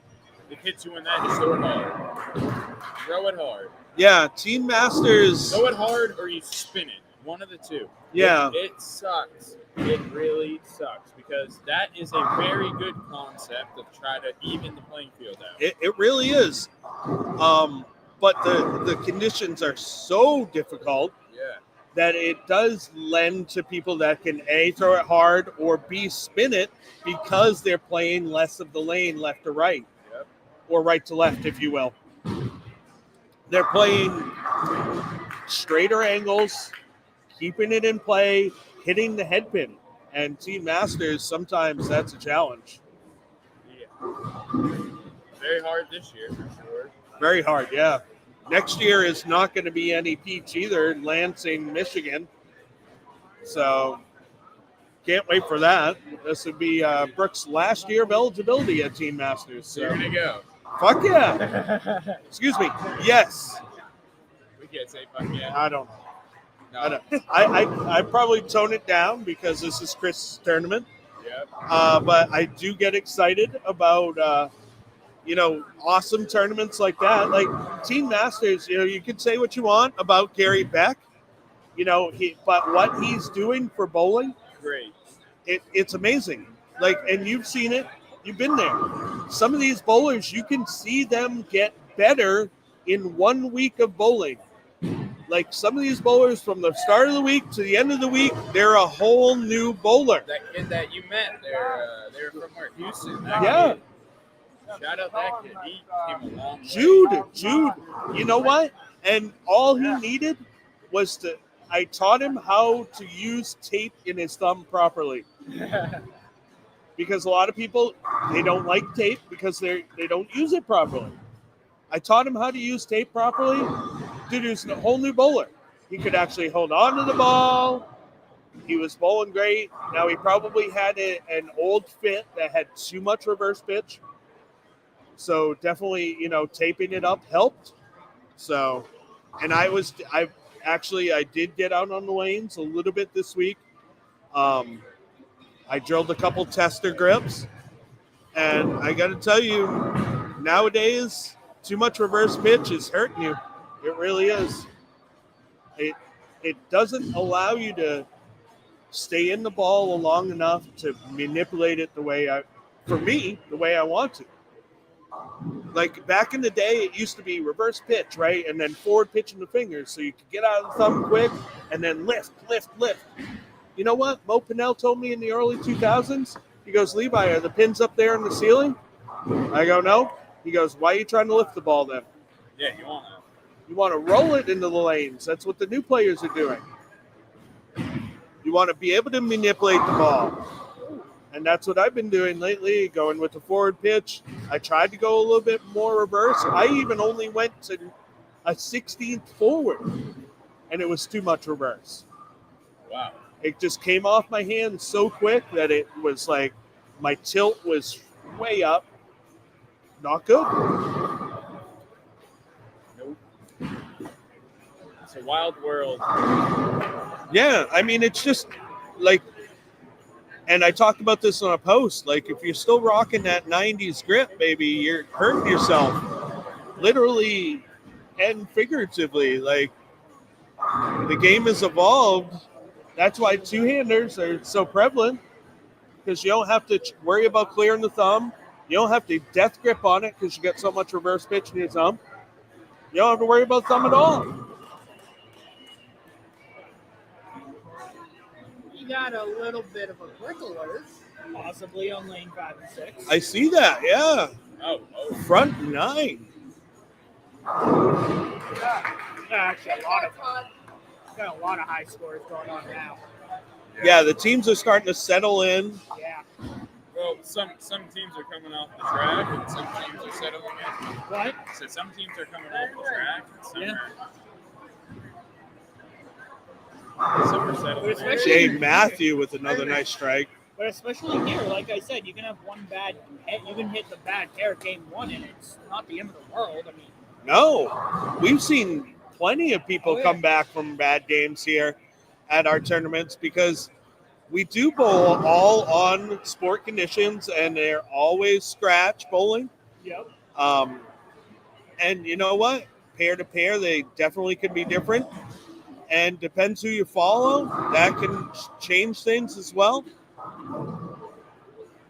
There's a lot of tournaments where you'll see the scores, see who made the cut, and it's one of two things. It's either they were very consistent, 180s, 190s, and were in, or they had 3 really good games, and the 4th game was a little lower, but the other 3 games backed themselves up and had to make the cut. So usually if you have your low game is 170, 180 on the day, that's extremely good here. Yeah, so this team that Andrew Hall brought is on an absolute heater. Yeah, they are lighting it up this game. I mean, you got a bowler that's, yes, has the front 9, but the bowler right in front of him can go with the back 6. 255. Yeah. That's 150 pins right there if they can complete it. Oh, a good place for that. In the fill, 7-10 split. See, Hungus isn't in the urethane. He's swinging it to the ditch. Looks great. So right now, if they were to all strike out, that team from New York, they would have a total of 1236 for this game. The Town Line Academy team? Wow. They're at 1026 right now, and only one bowler has finished their actual game. So does Andrew drive all the way down there for Lee? So Here we go. We're number 10. Oh, weak 10 pin, unfortunately. Hell of a game, though. Just send me over on the front line. it's never Dark your fault. Cloud does not exist. We do not believe that here in this booth. They're like, Amy, go home.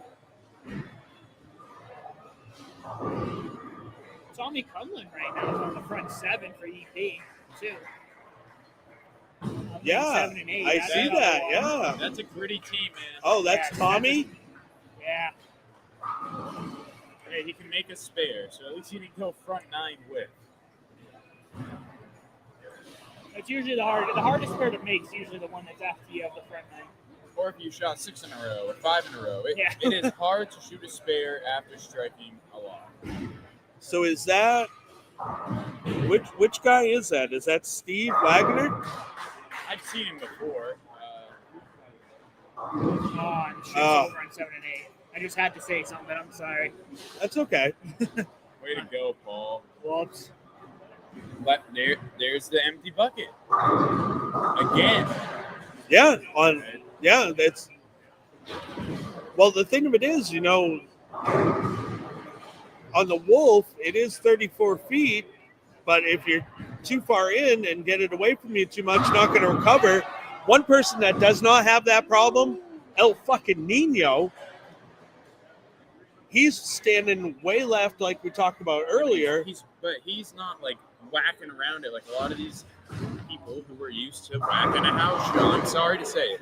Yeah. You can see it. They're trying to get way around the ball. Nino is up a little flatter and just letting it roll and not trying to make it go sideways. When you bowl in harder conditions, you have to let your ball roll and not yam. I was talking to the guys from Callahan's about that because I was talking to Sean Buck and you don't need to get aggressive on this in order for it to strike. And Rocket came right over and said, I'm not hammering it either. I'm just letting the ball go off the hand and let it roll. If you let it roll on this, it's a lot more controllable. Oh, absolutely. And it allows you to move into a resin piece, which, let's face it, is going to look better at the pins. Yeah. The urethane is going to move them around and it will knock them down if you can get the look. But as we've seen, the urethane's getting earlier and earlier. Unless you can combat it with speed, like HBK on lane 1, then, it tends to be a problem. So HBK's not hitting it at all. No. He is just absolutely just rifling it with no hand. And it still came in heavy. They should have a pretty good game right there.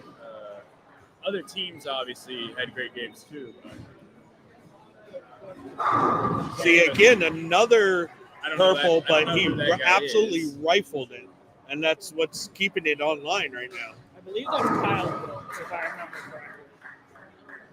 I believe that's it. I never realized how short Nate was. DeMello? Yeah. I love watching, and I talked about this earlier, I love watching Nate when he gets in the zone because it's almost like he doesn't even think about his feet at all. You can see that he's completely zoned in on the shape he wants to create on the lane. Yeah. It's fun to watch, man. He is definitely one of those bowlers. He's been a really good bowler for years, but he has been taking it to the next level. Like he has been Nebas, he's been in the cut very consistently. He's been up there in finishes and stuff. He's going to be bowling next weekend at the Vincent Hall Training Center for the Forey Cup. Is that what it is? Oh, really? Yeah, Nice. he made it to the top 4 in that. So awesome. What the heck? Yeah, is he bowling that doubles event tomorrow? Is it maybe that's why he's not bowling the one ball brawl tomorrow? I'm not sure. A lot of guys. It's funny because I heard this morning when I walked in here with Sean, we were talking to a couple people and they're like, I wish you stayed up here this weekend. That drive sucked. Because some guys I remember talking to Dennis. He's like, oh, I had to get up and leave at 4 a.m. to make it to Bayside. And I'm like, why aren't you staying over? I'm like, why aren't you staying over tonight? He's like, because I'm going to go bowl in New York with Martell tomorrow morning. It's like, good luck. I got to see Dennis earlier this week in Connecticut. He was saying that he was going to bowl tomorrow, but Martell asked him to bowl doubles. And how can you say no to Martell? That's one hell of a team. Dennis Bissonnette and Mike Martell. That's a good team. One guy that I hadn't gotten to meet, and I actually got to meet and talk to him, and who's a really, really cool guy, is Gary Haynes. I had never actually got to meet and talk to Gary, and we got to spend some time on Wednesday together. man, he is such a great dude. And I got to tell you, that moment that he had, to me, it's one of those iconic moments in our sports, kind of like the "Who do you think you are? I am" type of moment. The kiss your wife in bowling has turned into one of those moments, I think. And it was really cool. He had this kiss tattoo on his arm, and he said his wife got the actual whole cover of Bowler's Journal tattooed on her arm. And it kind of gave you chills on how cool it all was, and to talk to the actual guy who lived through it. Now, of course, he has a little bit different view of it because he was like, I was bowling like absolute poop on national TV. And I'm like, Gary, you know what? Everything happens for a reason. And I'm like, yes, you were bowling like crap. But that one moment was an iconic moment in our sport. Yep. And you had that moment, and then you turned it around, and it turned it into an iconic moment in our sport that I wouldn't want to give back for anything. And, honestly, I don't think he would at this point either. No, because if you're winning by a 50, because Simo bowled like complete crap. Too. Yep. So if you're smoking by 70 pins, all you are is some no-name who wins the Masters. Right. That's what you are. But instead, you have a staple in the sport because you kissed your wife, went up there with some balls, and threw a good show. Yeah, it was, absolutely awesome to watch, and getting to actually meet him and, spend some time with him, talk with him was absolutely awesome. So, Gary, best of luck in the future in the sport for you. Yeah. Because 10 years, right? 10 years on tour now? Yeah, because I got to tell you, for me, that's going to be one of the most iconic moments in our sport right there, 100%. And that will live on. Shout out to Zen. Brooke Gervais is watching bowling before she actually bowls. Oh, shit. What'd I do?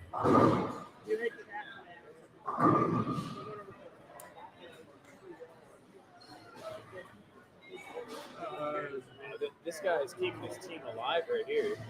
All right. I don't know why that's doing that. Hopefully it won't do it after the break because I'm going to switch everything over. Hey, best of luck, Brooke, to you and the rest of the William Smith Herons. Say hi to Pat for me. Tell him I miss him dearly. Andrew Hall's team from New York, 1143. Wow. So far that's the best score that we've seen. Now, And Alley Cats, Joey Spares, it will be at shoot 1137 for their set. So we got somebody with another string of strikes over there too on the Nate Squared EP team. Hungus's team get the plus 100 here if they can bring it together. Yeah, they're going to be plus no matter what. That's awesome. Some monster games there. That's really awesome. Gotta love seeing our commissioner and our hometown squad.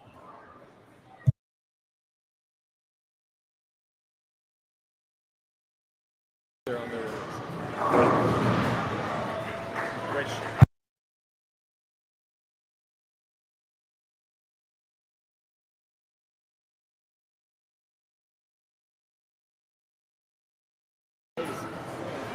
Yeah, well, I mean, we saw some games in the 800s after game one, so plenty of games. There's 4 games in the 800. Yeah. So, but yeah, I mean, what sucks is like you're on the ropes early. If you shoot 800 twice, you're on the ropes really, really early. I mean, yes, and, there is 5 more games, though. It's not just 4 games of qualifying like most of our tournaments. This is going to be 2 3-game sets, which is why we only set up on one side, other than the fact that we're down cameras today. Because you will actually see every team's going to be coming in front of you right here on this side.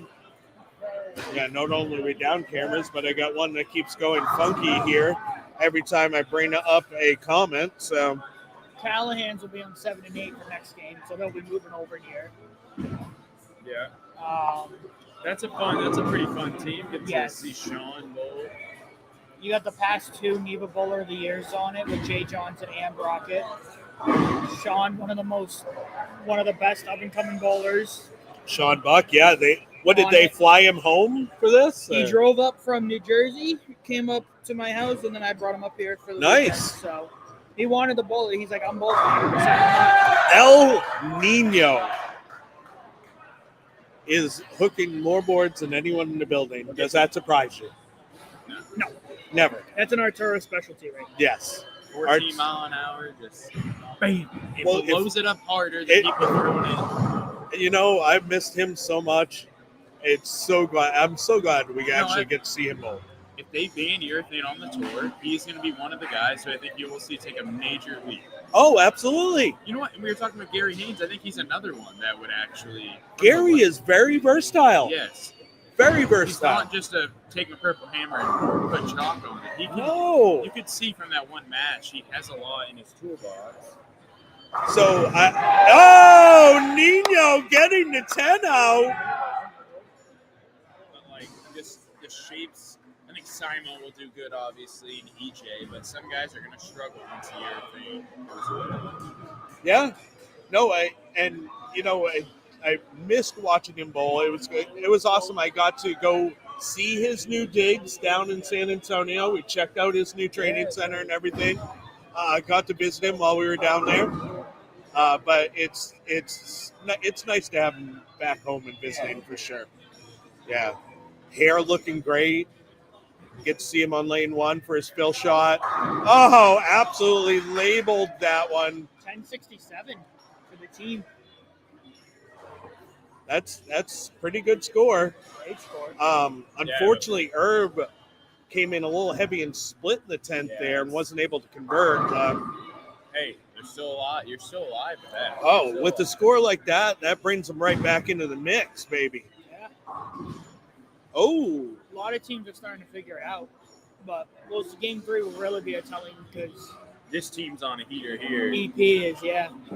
Well, they're going to start flattening out even more and more as they go, and the outside is going to get ugly. So does that lend to people like Nino, who's moving in and swinging the lane? Well, they're all going to start like Serranos and be able to make it look nice. Yeah. Irby's another guy. Absolutely. Make it look nice. Great game, baby. That looked awesome. That was nice. Good. Good to see you, my friend. See you again. Good, how are you? Yeah, I love it. Looking good. El Nino stopping by Artero, say hello. Love hearing from him. And he's going to be right up and centered in front of us here on 3 and 4. Must have worked. Layla checking in. Thank you. So currently they had, the little drop down right next to it. Yeah, just hit the back camera. And right here? Yeah. We're good? We good. There we go. So I'm sure some more scores will be getting uploaded. Yeah, so that's a brutal set for the other Bayside team because they were right around 1,000 the first game. They were, yeah. Now they're probably going to go under. So after game 1, they were 997. So now they're going to be under. You got to make up 200 pins, probably more now because some other Why? teams, What are they shooting this game? Somewhere near. It's going to be probably Right around 840, 850. It's looking Okay. like, but, Okay. The one thing too is Mark Roth, whole different pattern, medium. It's how long? Yeah. Mark Roth? Okay, but here's 43 feet, I Here's believe. the So thing. and that's a tricky length because a lot of Yeah. people. But it's Bayside Bowl. That too. Just smack 500 on Purple Hammer and let it fucking. Oh, sorry if you can see that, but you let it rip.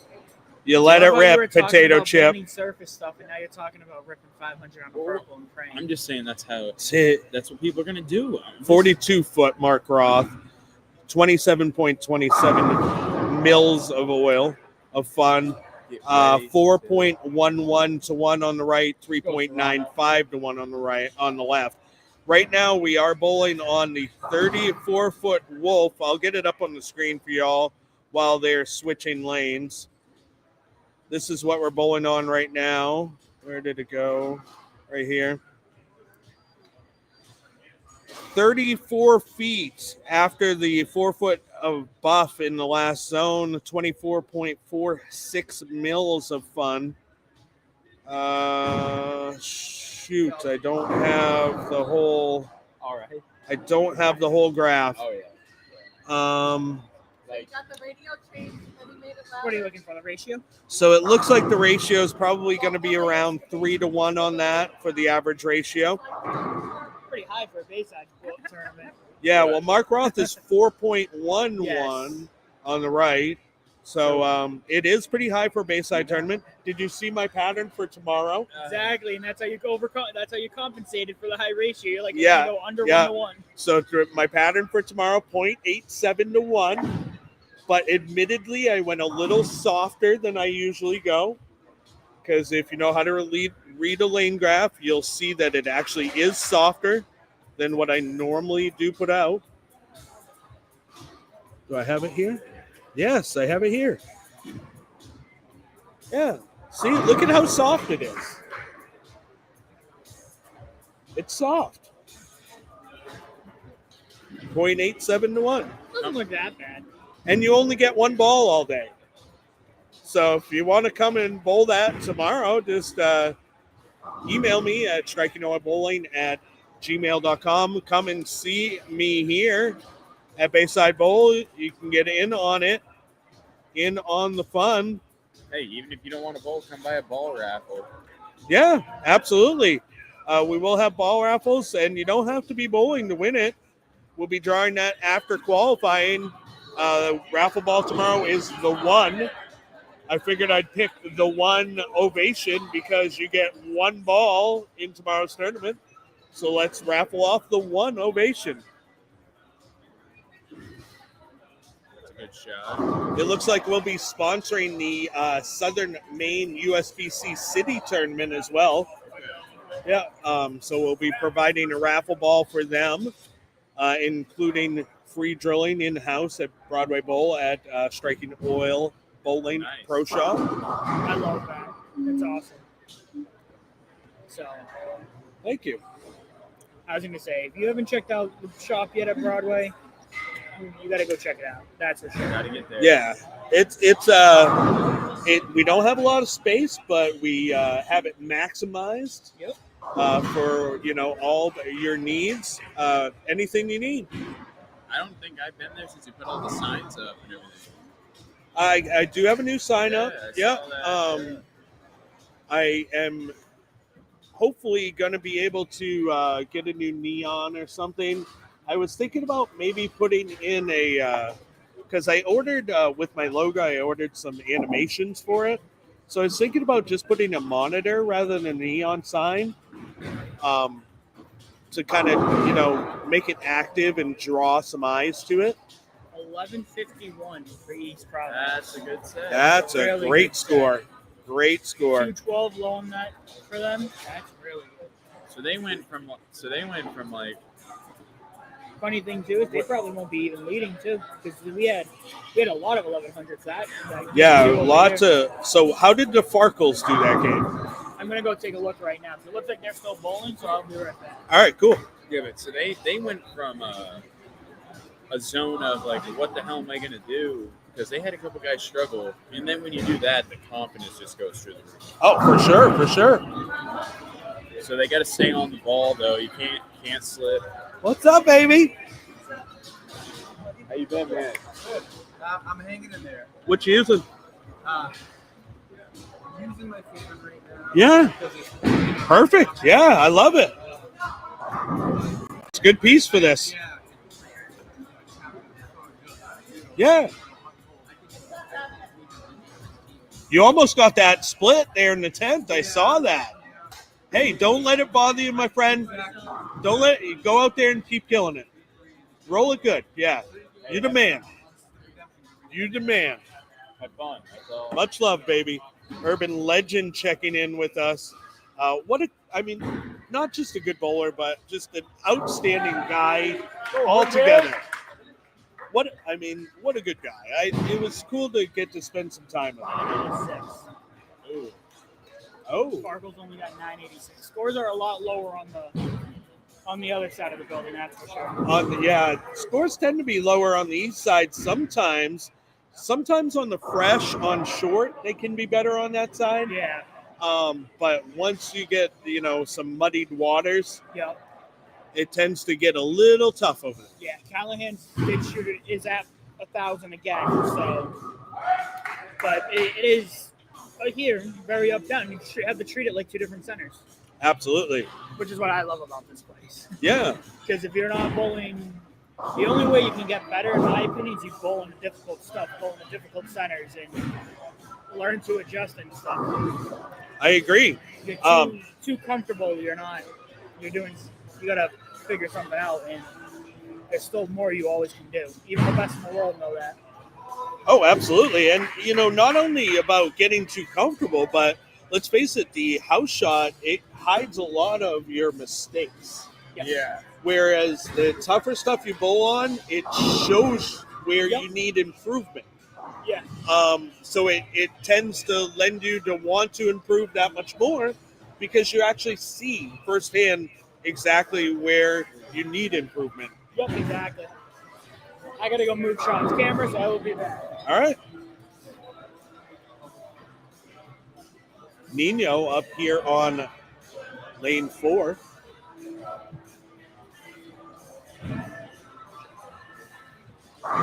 Oh, wow. That one came up a little heavy, but still struck.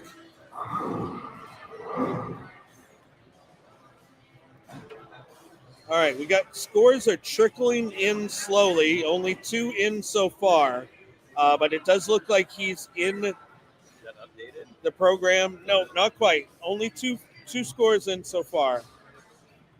21-34 was the lead for that. Yeah, but that's going to take some adding. They had a really, really solid game of 11:43. We were right next to those guys. Yeah, that was a hell of a game. It was. Who was the person who got Brick Watch going there? No clue.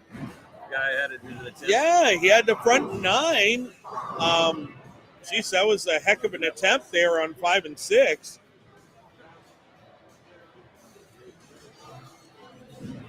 Hungus checking in with us. The champagne of beers. Yeah, absolutely. HBK with a nice strike on lane 3. Sponsor the show at Miller. Streaming. Yes. What's the link? It's on the Facebook or YouTube under Striking Oil Bowling Show. We're on Twitch too, but yeah, so actually I haven't talked about that. Let's talk about that a little bit. I am King Ding Dong Levi Jarre here with my boy, cousin, Connor Adams. We are streaming live from Bayside Bowl on our Striking Oil Bowling Show Facebook page, our Striking Oil Bowling Show YouTube channel, and our Striking Oil Bowling Show Twitch stream. Nate DeMello finding out real quick how tight lane 5 is.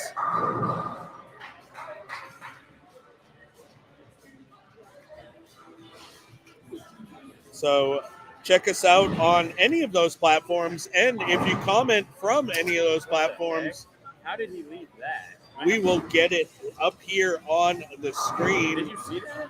Was that a 4 count through the face? That was a 5. That was a 5? That's some women's college bowling type league. Yeah, well, it probably hooked early on him, I would imagine, or he missed left. Oh, there's Sean Buck. Sean Buck on lane 7. Fresh out of, was he bowling? William Patterson? Is that where he's bowling? He had a, second place finish for himself, maybe? I don't remember. He's good, man. That kid is good. We talked about earlier some of these great youth up-and-coming players from New England. Yeah, you see that Max Benware kid just won the Yeah. Benware, he's a good player, too. Out of that DJBT crew that the purchases kind of have fostered over the years. Yeah, Nate himself. Nate himself, yeah.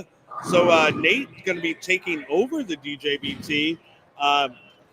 Jeff not quite releasing the reins completely, but Nate taking over the tournament He series. never will. He never will. Jeff loves it a little too much. Oh yeah, he does. That guy, the things that he's done for bowling, you can't say enough of it. Like, for instance, this year's Teen Masters, we talked about it earlier. Brianna Provenzano out of the DJBT group won the female Teen Masters. And Anna, yes, that's right. Anna won her. Anna wins everything. Let's talk about this girl. Anna Anthony. If you have not heard that name, you must have been in a bowling coma over the last few years. She's been on the cover of Bowler's Journal, right? Yep. Sean has too. Sean has too. Anna Anthony, man, if you haven't heard that name, learn it. This girl is really good. Two-hander. Man, she just won another SYC again. Like, this girl's winning everything. PB3. Yeah, Right. PB3. PBA Junior. You want to know? Yes. A bunch of SYC wins. Has she A won? bunch of DJBT wins. Did she finally win Junior Bowl this year? Yes. Oh, yes. Yeah, that's She's been right. on TV a couple of times. I Yep. know that. So another name I saw as great kid I was happy for him was Joey's little brother. I think his name's Jake, right? He had third place finish at Carcavello tournament. Really? Yes. Stango. His name's Jake, right? Yes, third place. yeah. Third place finish. Joey, I love that guy. He's so funny. Joey's little brother Jake. So shout out Jake. Just a bunch of kids. Well, look at the Dunbars. Yep. Yeah. I mean, they're Jacob's been bowling really, really good lately. right. It was all about Randall, but then the younger kids came up and just started. I mean, no, Randall's awesome. Don't get me wrong. He's still great. Yeah, he was out of the cut. The Dunbar kid junior gold. He went on an insane tear. So, Nino crossing too many boards, finding the one board that doesn't hook, and that's the big round gray board. I think that's one rule we should change. Is if your ball bounces out of the gutter, it counts. So we were gonna run a tournament, and anything goes tournament. Like, no taking re-racks, even if like pins fall. If you get a spare out of the gutter or whatever, it's a gentleman's spare. Anything goes, no rules. Anything goes. We were All thinking right. about doing that. Here's the plan. If he does that, you and I tag team. We bowl in the same pair. We both throw a ball at the same time and we're up on each other. Yeah. We'll get our brick that way. There you go. I still don't think that would work. I'd find a way to mess that up. So the classic miss left after the miss right happening for Nino there, but he'll right the ship. I guarantee it. Oh yeah. Lanes 3 and 4 is bouncing quite a bit. As soon as it's the More end. cerveza. Our first look at Grindham Gaskill over there on lane Yeah, 2. Love that guy. Love that guy for sure. Yeah. He's got one hell of a squad out here Where are you today. going? Oh, okay. They got a stacked team too. That team from Westgate, Yeah, Stephen Dale Jr. Stephen Major, Yeah, Kevin right. Tebow. Kevin Tebow's on that team. That's right. I think Aaron would have been on it if he would have had the regional as well. Yeah. That talent group from Westgate is crazy good. Plus, down there as well, Stephen and Aaron took over the pro shop in Westgate, and I've heard it's been doing really well. Yeah, Major Bowling. They're Yeah. doing great things. One of the very few pro shops where you also can refurbish your Candleton bowling balls. Oh, really? Yes, they started that this year, and I've heard they've had a lot of success with it. So, I've heard of somebody who like modified a spinner in order to spin them up. Yep. I don't know. I haven't had any requests for it yet, so I haven't bothered going down that route. I was thinking about because we have a cornhole league that started. I was thinking about maybe stocking some cornhole stuff.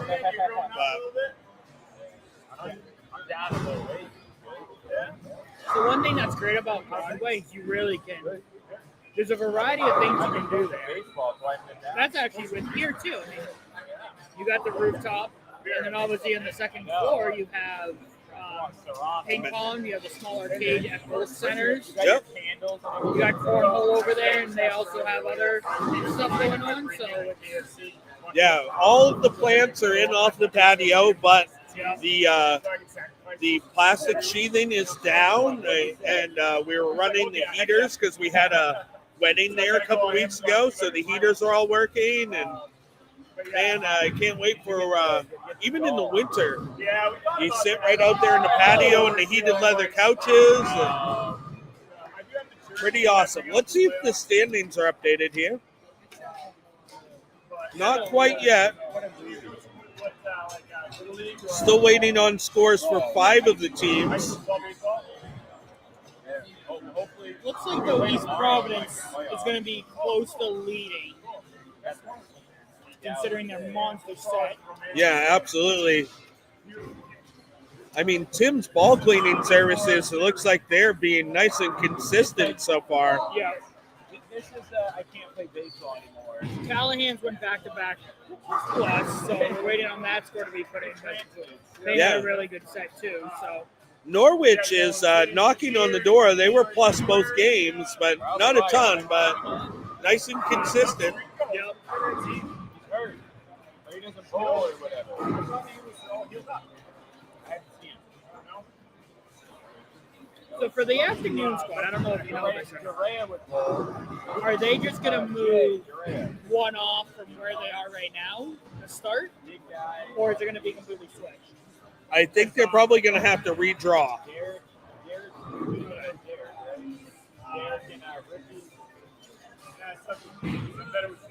Yeah, because they're trying to figure that out because I know there's 14 teams, so there's going to be one pair that the teams possibly wouldn't hit. So I wasn't sure if they were going to redraw or not. Well, I don't think that that's so much the problem. I think the problem why they will redraw is because it's only a 3-game set. So in a 3-game set, you're only going to hit 2 games on one side of the building, 1 game on the other, rather than the 2 and 2 like we normally have in our 4-game set. Or you could hit all 3 on the same side. This tournament. I would hope that they're not doing that, but I can't be certain.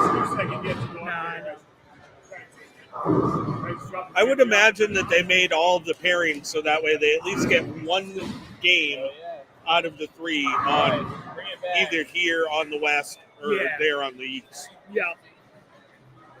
Because, take the team like the Auburn team. They have all 3 games on this side. Oh, did they? Yes, because they started on lane. It was left. If you drew an odd number lane, you were moving left. An even number lane, you were moving right. And Auburn drew lane 7. So they were a unique group. They went 7, 5, and 3, and then the team from New York, Andrew Hall's team, started on lane 4. So they have 4, 6, and 8. So, yeah. Okay. I don't know if I like that, but Yeah, I'm not sure that I like that either. But it's not my tournament. Oh, $1. it must be Matt's kid, right? It is. Those are Matt Brockett's kids. What another Great good, kids, great I would family. say, what another good guy. Yeah, he's doing stuff on PBA and whatever lately, so trying to make it. Yeah. You want to know who's in first right now? Is Aaron? No, Aaron. Yeah, Aaron Major. First. Is he? He's first, so I assume he's there today, right? Yes, he's down there because he's number 1 in points. So The big In the regionals? yeah. Nice. big thing they're going for is that RPI at the end of the year. What's Puzo? Puzo's close. Puzo's in the top 20, I believe. Is he? Awesome. He's been. I'm going to look right here because I'm curious on the scores. He's one of our good friends here too, Mike Buzo. What a great dude. Oh yeah. You never know what's gonna happen, but Puzo's 16.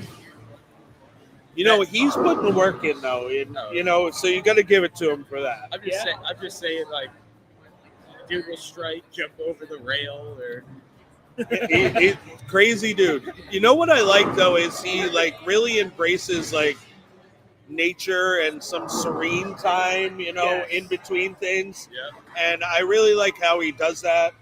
What do they call that? Chicken soup for the soul type of stuff. No scores have been. Best Puzo. No, we're still waiting on. Oh, for that, we're still waiting on four scores here. Best Puzo moment was when he struck out to make the cut. He ripped his shirt off, jumped over the rail over there, started running around the center screaming. What, pissed or excited? Oh, he made the cut. He was excited. Or maybe he missed it. I don't remember, but Doesn't matter. It was We still love a Puzo. great Puzo moment. Every moment with Puzo is a good moment. Actually, Jakey sent me a message this morning. He said, I've started a new tradition at bowling tournaments. I'm like, what's that? He is now collecting rubber duckies at every center he goes. Oh, wow. So, which, I mean, there's a lot of people that whenever, when I go to work and travel, I always try to collect one thing from, every place I go to. I know, for the Formula One fans out there, I know I think it was Red Bull Racing, what they used to do last year. They had a cooler, and every place they raced at, they got a sticker of the city they were at or country. And all 24 places they were at right there to remember 2024. That's awesome. So it's always cool hearing about the collections people get from all over the place. Absolutely.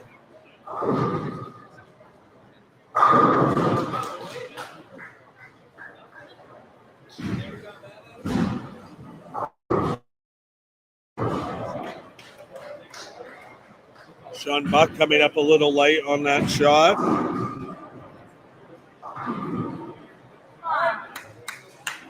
See if the scores are updated here. We're still waiting on scores for 4 teams.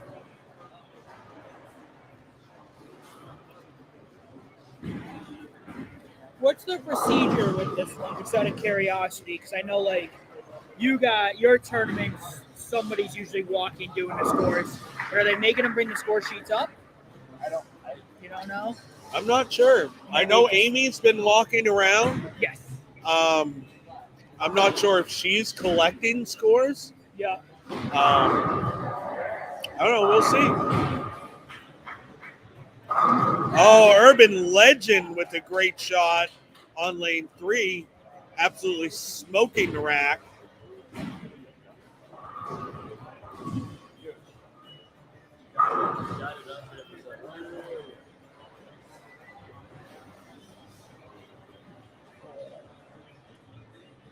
how late are you guys going here?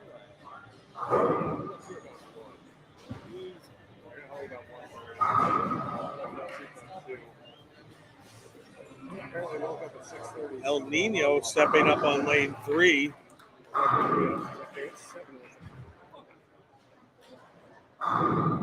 Oh, great shot. I think he moved in a little bit too, because he's a little. I mean, after what happened last time in that lane, it's always tough when you swing the lane, you got her by accident. It's Yeah, it probably just came off his hand a little quick, honestly. Yeah.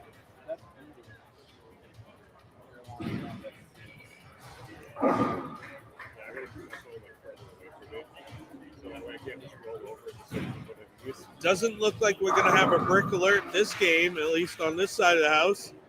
I doubt it's going to happen on the other side.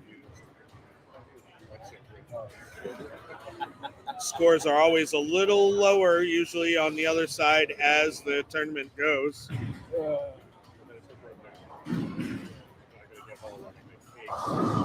Nate DeMello collapsing a rack on lane 6, excuse me.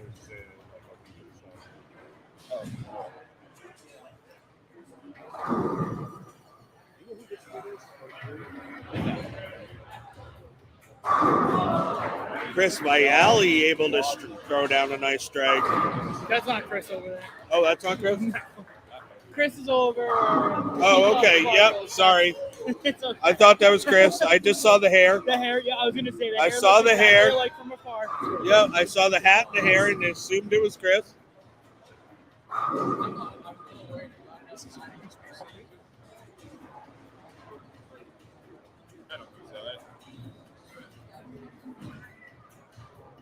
Yeah, Chris's team's over on. I think they're on 11 and 12. Oh, so okay. Yeah, that's kind of weird with the left and right. I guess they didn't take into account how different this center is from room to room. Yeah, they're one of two teams over there who are staying over there for all of the block. Okay, so we're only waiting on one score, the EP team's score. And that's a pretty important score because they scored very well. Yes. So that's going to change up the standings. We got to wait on that score before we can bring them to you guys. How far are the boys out there? Yeah, but what did we say they shot? They're in striking distance, right? Oh yeah, I think. Yeah, they're definitely going to be in the top 3. It's just a matter of how high. Yeah, absolutely. Yeah, so they shot over. I think it was like 11:30. If I remember correctly. Oh, I'm saying Hungus and the guys. They're going to be in 7th. But they're close enough. They can make a run. Yeah, absolutely. I was gonna say for a lot. It looks like they're about 50 pins out. Yeah. And listen, they have Phil Frames, who not many people know. He might do very well on the Mark Raw. A little bit of open room. He throws it a little slow. Absolutely. And I mean, let's face it, you got El Nino on that team too. So, at any time, we could have a brick alert out of him as well. He's lining up Hungus right now as we speak. I want to see a good run at that. I think Hungus! I think Jay can make a good run at this if he throws. Jay throws it fast enough to bounce things out on lane 1 for a 7-10. Yeah, absolutely. I think looks like he might hook it. Nope, going straight at it. Just kind of died. He did get a lot of the 7-pin, but it just died. We've actually seen a lefty make the 7-10 here on the show on lane 2. Badger, our boy. Shout out to him. Badger. There's another one we talked about it earlier with people, with the families and stuff that we don't get to see as much because they have young children. Yep. That's the same deal with Badger. Much love to him still. And even though we don't get to see you very often, we understand, my friend. Wow, very.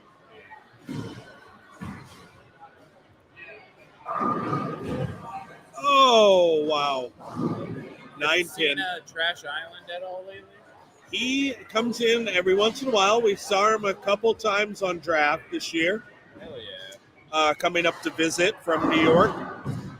What a guy. I miss my boy. Stephen Major able to mix him up there.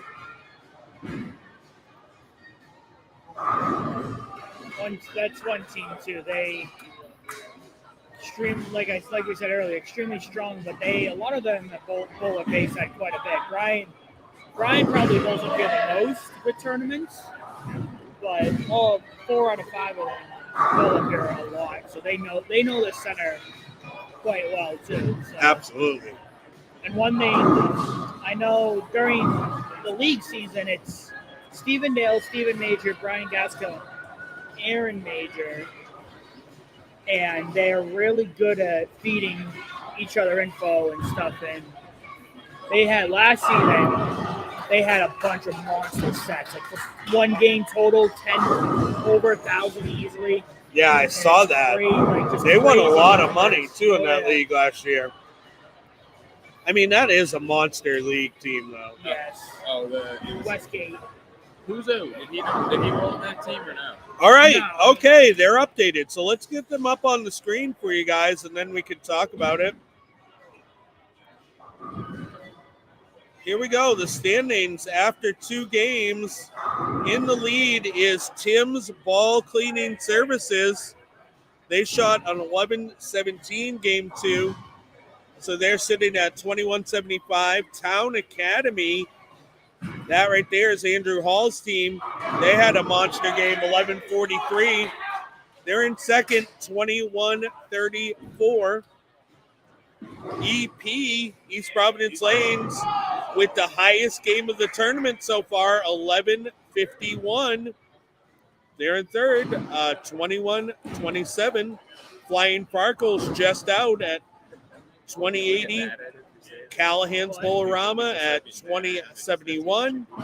In sixth, we have Norwich Bowling Entertainment at 2048. Our hometown crowd, Los Tionos de Bayside, they're starting to get heated up. HBK's got 5 in a row. They are sitting at 2028. Just 2 pins behind them is Major Bowling at 2026. Yankee Lanes Manchester at 2008. Is Chris bowling today? Bolero Chicopee, 1932. Bowler Builders Pro Shop at 1869. LA Excavation right on their coattails at 1849. Bob Smallers at 1725. And the Scout Vegas Strikers having a rough go so far. 16-16 for them. Bayside team heating up, getting excited. That's what we love to hear. Starting to support each other, starting to get wild. This camera's getting sideways again. Had too much to drink last night, apparently. Had too much to drink last night. Apparently. Wait, hold on. Now we need to switch. There we go. All right. And we're back.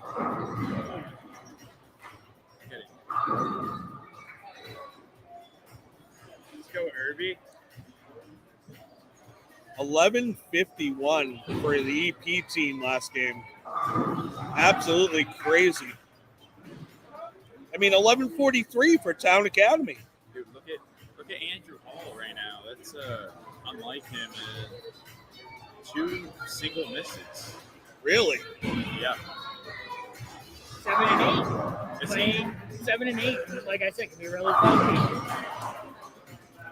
Even though obviously EP just shot a look 50 on him, but still. So is he an exempt guy or Hall? Is Hall exempt player? I'm not sure.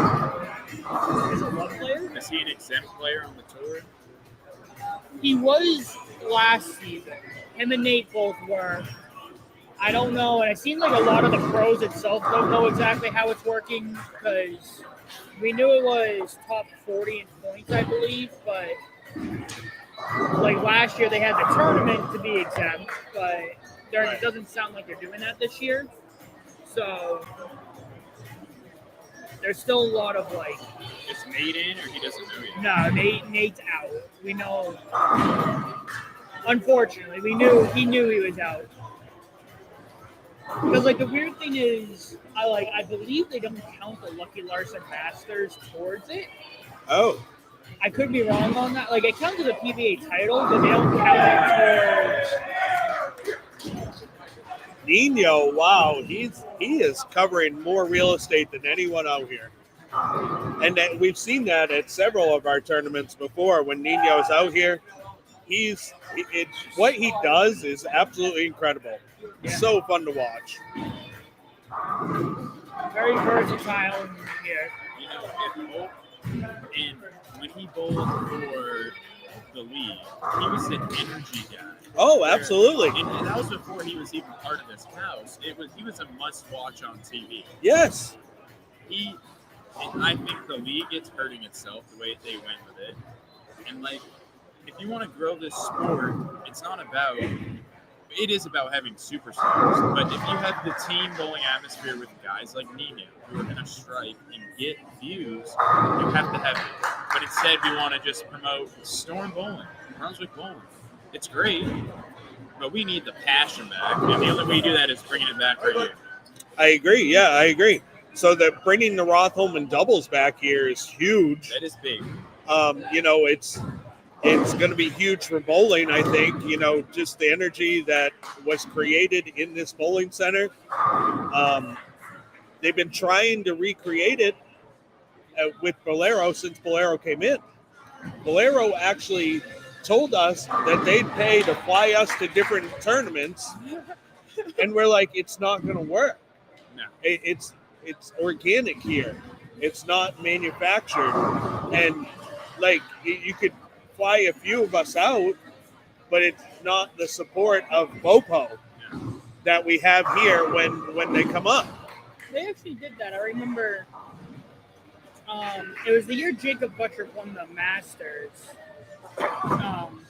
Charlie and some of the crew were out in Vegas watching it, and they said it was they said they were there for like a free trip because the next tournament after that was the league up here. So I think it's going to be fun to watch, though, because, it's not the first time they've hosted doubles up here either. So, no, it isn't. Yeah.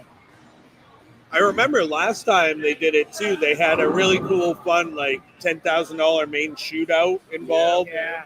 That Dick Allen, Richie Allen won. We love Dick. Yeah. He's, wow, what a great dude. And we were talking about Matthew Brockett, great dude, brings his family, great family. Nino and his great family. There's another one, too, Dick Allen. What a great dude. Brings his family, just great family, lots of fun. It was so funny. It was actually that same day of that tournament, somebody dropped something in the kitchen and like crash, big, huge crash, right? And Dick Allen's like, was that one of my kids? It was hilarious. All right, here we go, Hungus. Nice thing, too, Hungus! Hold on, ball. That was a little in. 10 is 10, no matter how they're knocked down. Yeah, absolutely.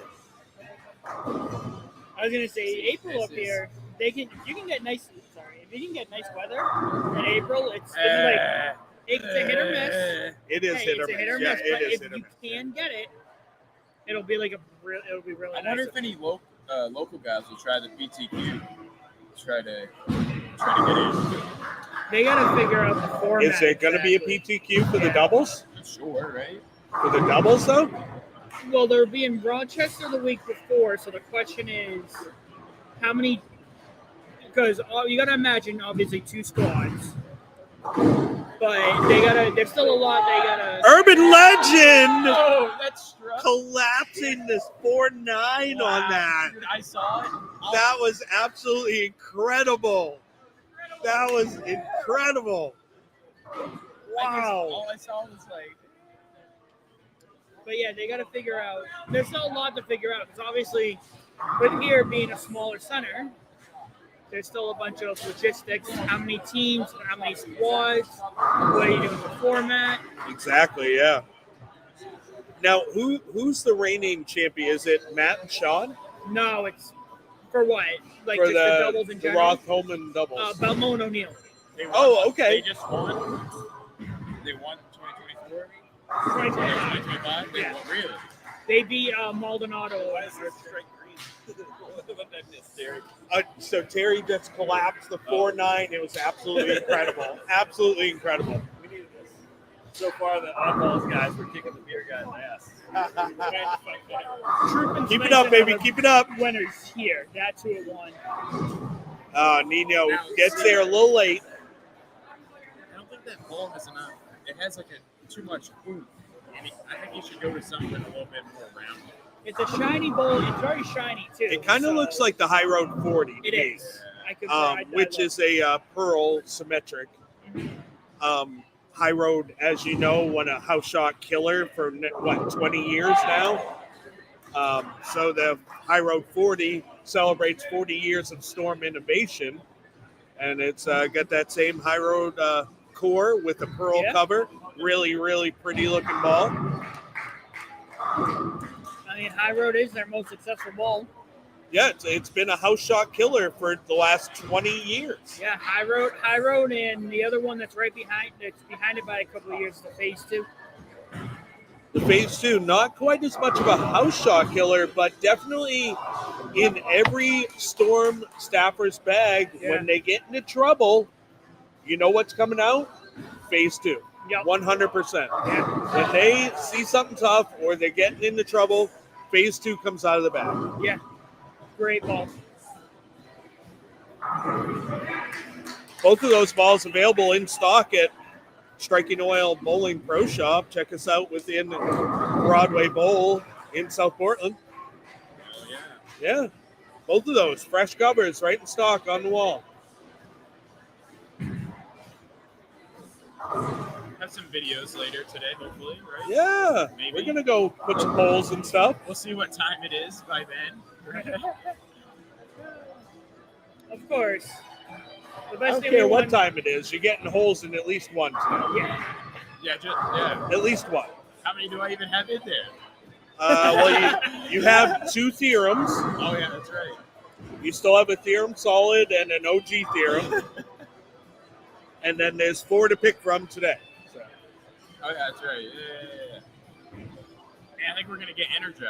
Energized, baby. I think that's going to be a great ball for you. I'm going to throw it Monday night, and I'll probably throw it Tuesday, Wednesday.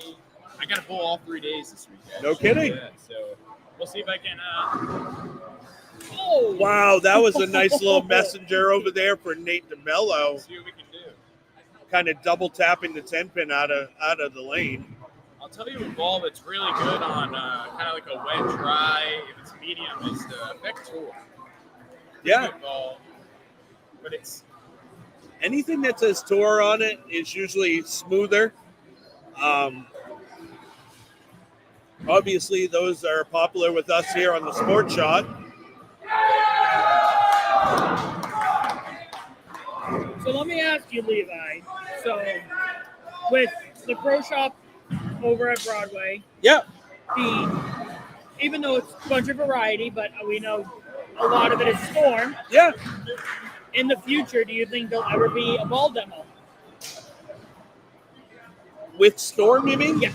Like a matchmaker? Matchmaker, yeah, ball like one of those. Because So- I know Brunswick has had some motive, but Storm seems like up here at least there's not as many. So I agree. I'm curious. Do you think I agree. you'll try to get one in the future? Probably after the first of the year, things are going to look a lot different. Because right now the focus is paying off Nino. I didn't plan on buying the shop. Of course. Just opportunity presented itself, and opportunity for Nino presented itself. Opportunity breeds opportunity, so the opportunity popped up for myself. Yeah. And after the first of the year, it'll be completely paid off. We'll have a little bit more room to play around. Yep. Not to say that we haven't been. We just got 8 balls in yesterday or the other day.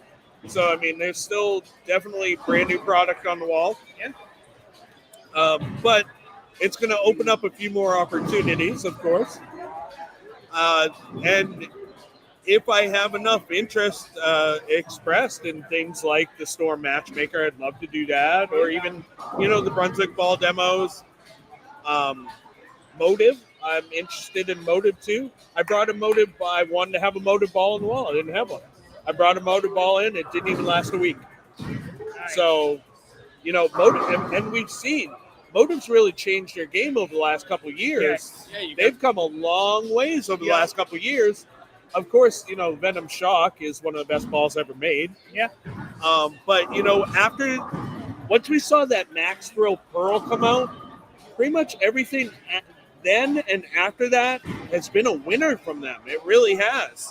Yeah, AJ, man, that ball demo was something. Yeah, That was absolutely. insane. Just what was it? He had to have had 20 something out of 22. Absolutely. That ball was. The one that never took off that I thought would be that yellow ball they had. That ball was good. That ball was a Purple Hammer killer. The tank, yeah. Yeah, the yellow tank. Yeah. Why it never took off was probably because those balls like that, the second you throw them, they look disgusting. They get dirty. They look awful. Like, remember that Poison that came out from DV8? Really great ball. Thick shell ball. Never took off because the second you use it, it looks like crap. That was the one thing that saved the Ivory Rhino. It was a white ball, but the fact that it had some shine on it, well, it was actually compound, actually stopped it from looking like crap. That EJ ball is good, really good, but it's never took off because once you throw it, it looks like crap. And that ball, I'll tell you right now, that ball drinks oil like crazy. I have a customer who has one. I baked it. It baked out oil for 2 days and surfaced it. I get the ball back in 6 weeks later. It baked for 3 days at blood oil and resurfaced it again for him. Now, of course, the labels on those are plenty deep, so that's not a problem. But yeah, that ball drinks oil like crazy. I was going to say, Motive has really picked it up, and EJ Attack has shown that significantly. The big ball, though, or the big series I like from Motive is the Jackal series. Yeah. That one's really, really popular. I'm pretty sure. So the new one that they just came out with is the Raptor. Is that what it's called? It has there's a new one that's coming out that has the Ghost cover, the Jackal Ghost cover, but a weaker core. It's a symmetric core. I can't remember the name of it. Tony White checking in. Motive is bomb.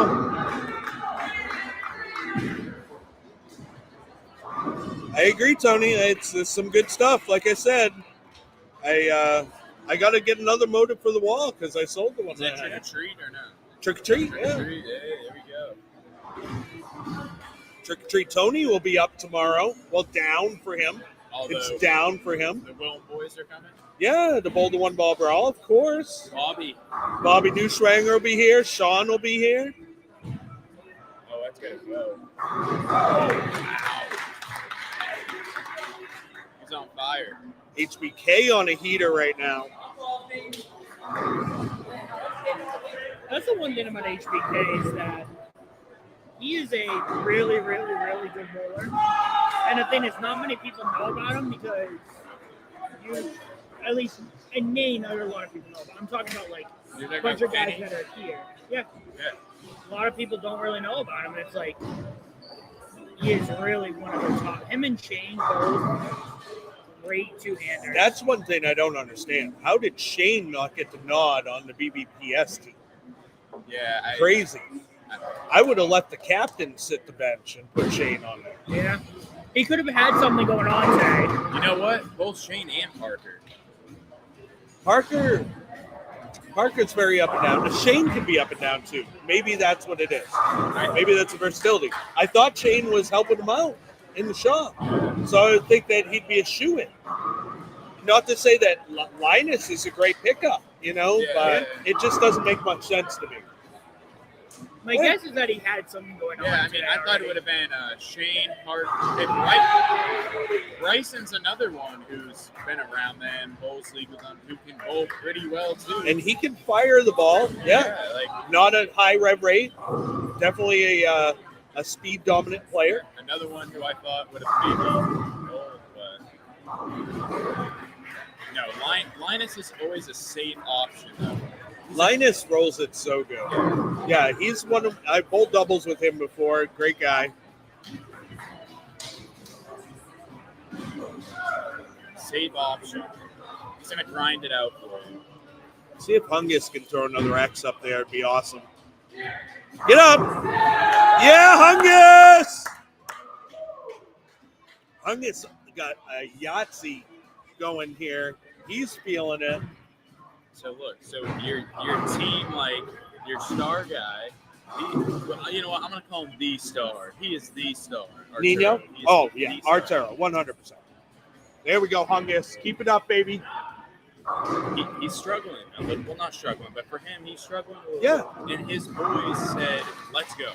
Let's pick him up.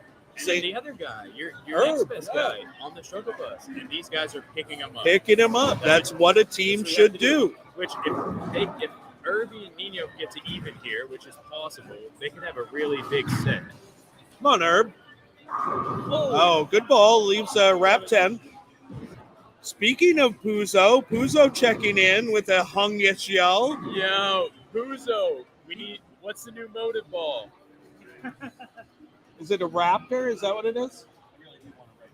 He actually, I know he just. I know he drilled the purple tank, right? He just drilled the purple tank, I think. Absolutely loves the energy.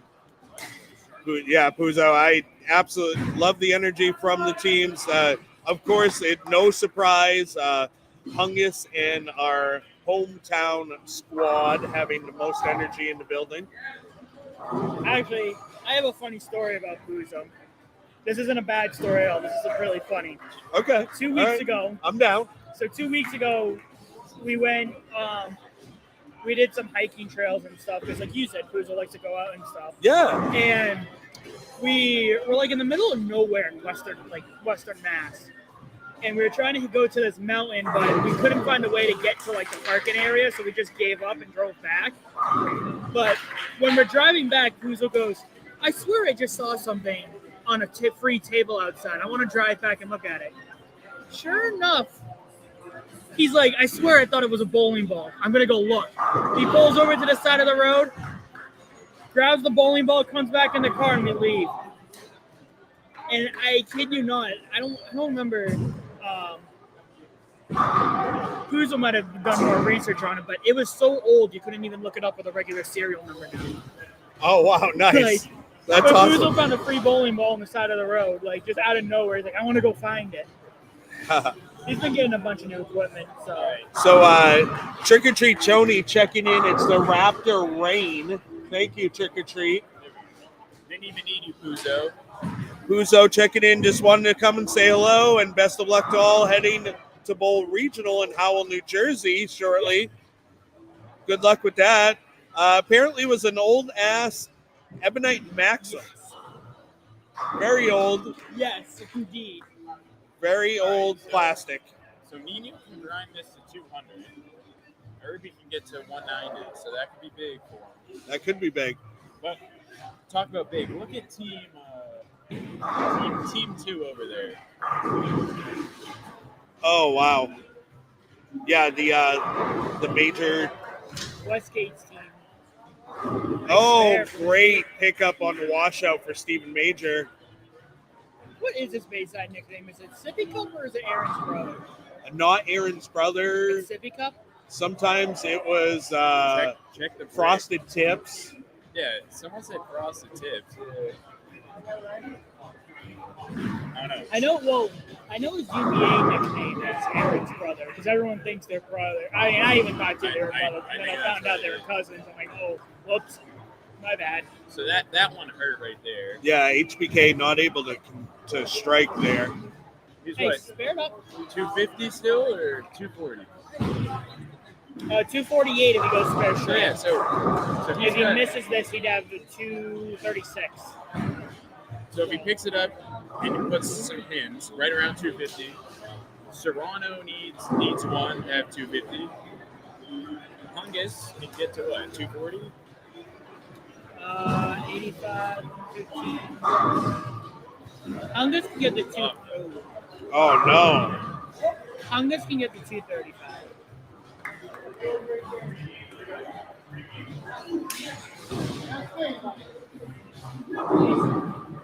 236, 249 max here, 235, so Transition was proving to be 10. tough. They can hit 11 if they all strike out. It should be a high. When you need a big shot, Serrano will come.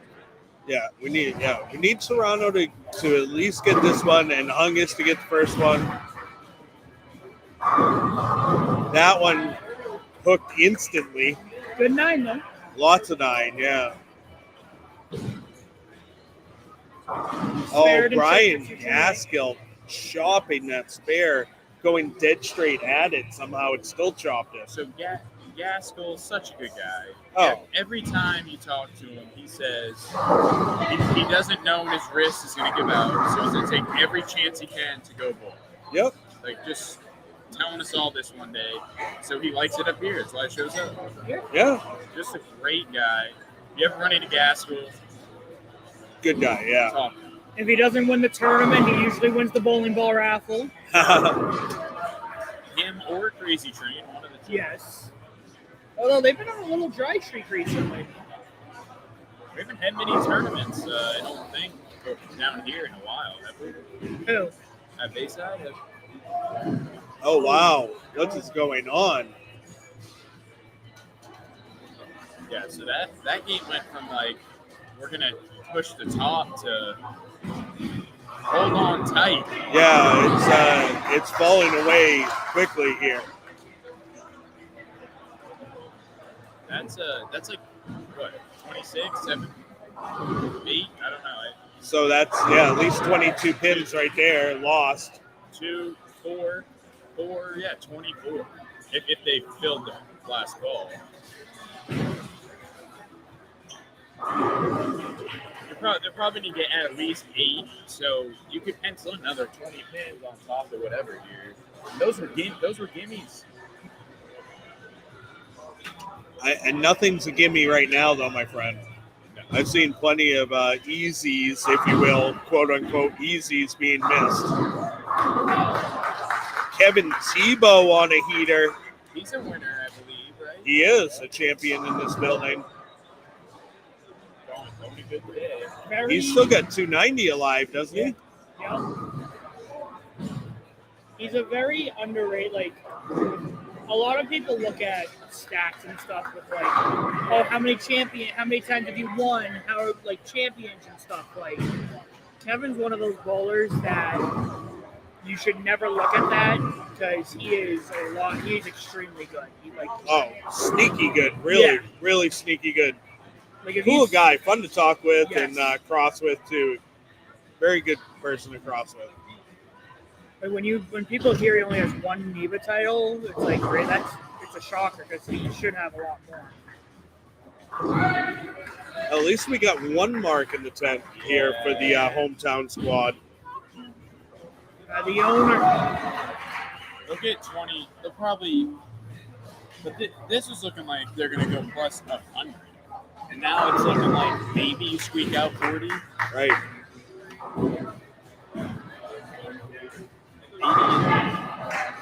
They can go to 1077.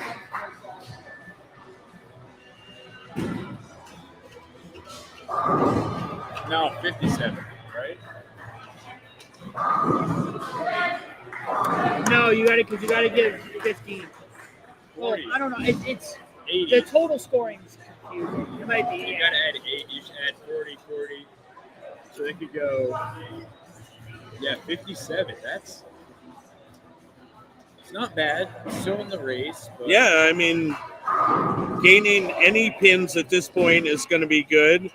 They needed to get their 99 out of the cut right now. Looks like we're taking 3 teams into the cut. So.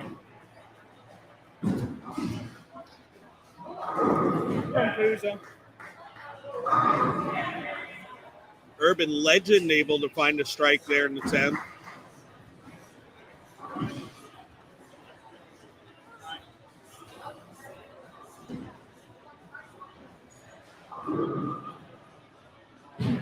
Lots of empty buckets still on this 34-foot Wolf. Jay Matthew up on lane 1. Sean Buck. That's a good game over there. Able to get a strike. 246 if he strikes you.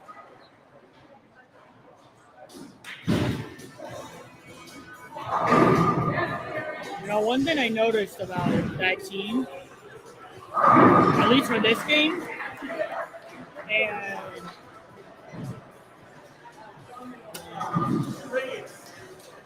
Looks like on lane 2, 4 of them were able to do it, but every guy for Callahan set themselves up for the 10th with a strike in the 9th. That's awesome. Yeah, and we still get that 290 available out there too. Yep.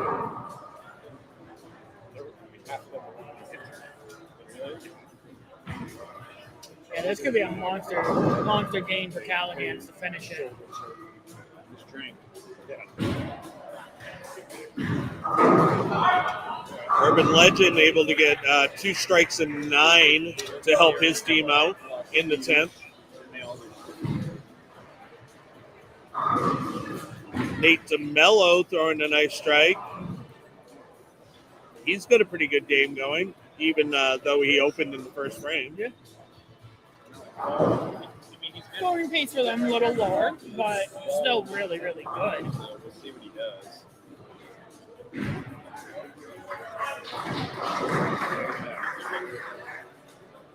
Nino looks like he's still in that high road 40.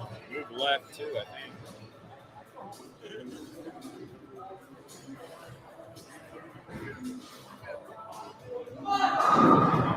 Oh! Getting the 4-pin fall forward. Get a brother, get a trip 4 round hit. Where you at? Where you at? Where's the Evergreen Lanes team? Right? JQ, baby. Yeah, where's JQ on my list for the 1-ball brawl tomorrow? What? No JQ. Looks like he was standing about 36 on that one. Let's see if he moves left.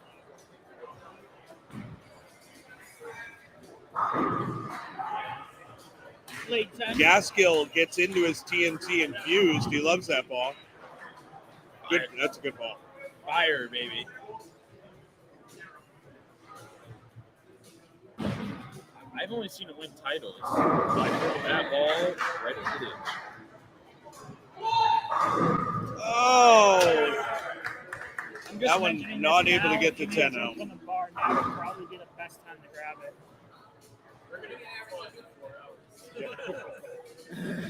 Guys need to take a nap. No. Plenty of couches. Never take a nap. It's not bad.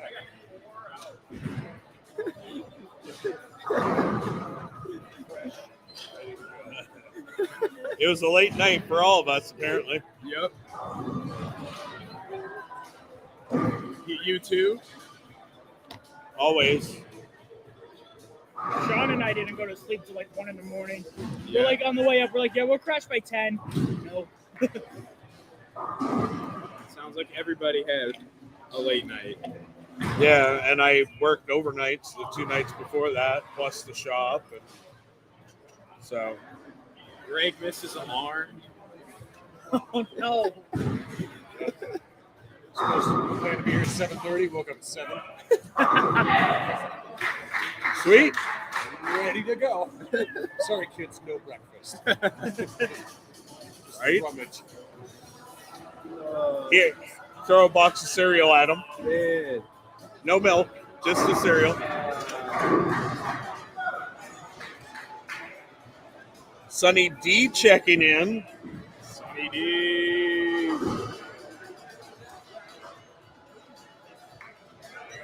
So it looks like Town Academy is going to have another 1100 game. So, Do they really count? huh? Does New York really count? Best in the Northeast. How are the clean balls doing this game? Because clean balls were in the lead by 41 pins. Tim's ball cleaning. Yes. They are. So if I need my balls cleaned, I need to contact Tim.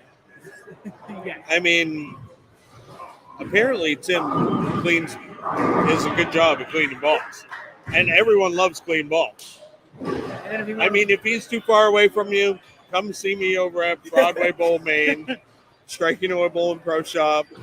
yeah, Levi will clean and put holes into them too. Yeah. I'll drill your balls.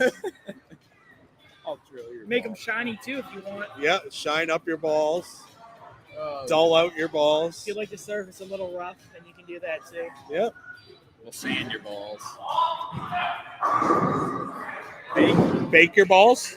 Oh, yeah, bake them. Yep. He won't put his fingers in them. Spin them. You can spin them. Spin the balls, bake them, plug them. Put some nice filling in them. Put inserts into your balls. Yeah. So you can get a good feel for the holes. Yeah, Yeah. right. Give you a little drip. Sorry, Sunny D, I will not spit shine your balls. So Hey, good set. Hey, forget about it. Yeah, Callahan's too. Another 7 and 8 actually seems to be Forget about pretty it. decent scoring today. So yeah, we'll see if that continues in the afternoon. Ooh, that's not good. Still will have 11. so the fact that they may not have actually bowled on both sides, I wonder if they're not redrawing, and if that's going to determine how they even it out. Yeah. It's weird because in this building we've done so many tournaments now. Depending on the pattern, depends on how the two sides play. Yep. He throws the ball good, the left-handed guy, but Jay? his approach could get cleaned up, and I think he was. Yeah. Jay's been on a heater lately, especially on, like you said, he won the last NEBA. On the house shot, he's been on a real heater. But like we talked about, the sport shot kind of shows you where you could be improving. That being said, he almost has kind of like a two-hander approach a little bit. But if you kind of just don't stop, just keep your momentum. Yeah. And I absolutely love Anna to death. But I think what she needs to do to get to the next step is clean up her approach a little bit. And I noticed, who I've noticed doing it lately too, that it really needed was Nate. Yeah. Nate Purchase. His approach was the one area where he really needed to work on it, and you could see it lately. He's really working on it. And, hopefully it leads to great things on the tour for him this year. Yeah, he's a great dude. I was going to say, if you actually, I bet you guys haven't watched it, but hit it. Oh, he hit it and it moved and it didn't fall. Rocket, it's a good game for him. Yeah, that is a good game. Looks like $10.99 for the team it'll be, assuming he spares it. Or 11. It might be 11. I like the jerseys too. That's Yeah. terrible story. Just awful. And they're out here supporting their friend. Can't do it any better than that. Yeah, absolutely. I was going to say, Kendall's mother's here today too, watching over it. Him and Matt were super, super close. Like, super. So hopefully they do well. Yeah, $10.99 for them, and then $11.28 for the guys from New York. So monster sets yet again. Stephen Major was able to strike out in the 10 frame there. Yeah. Stephen Dale can do some damage. He can bring his team up to 11. I mean, we've seen Stephen Dale bowl in tournaments in this house as well, so he has some experience here. Yep. Go crazy, like.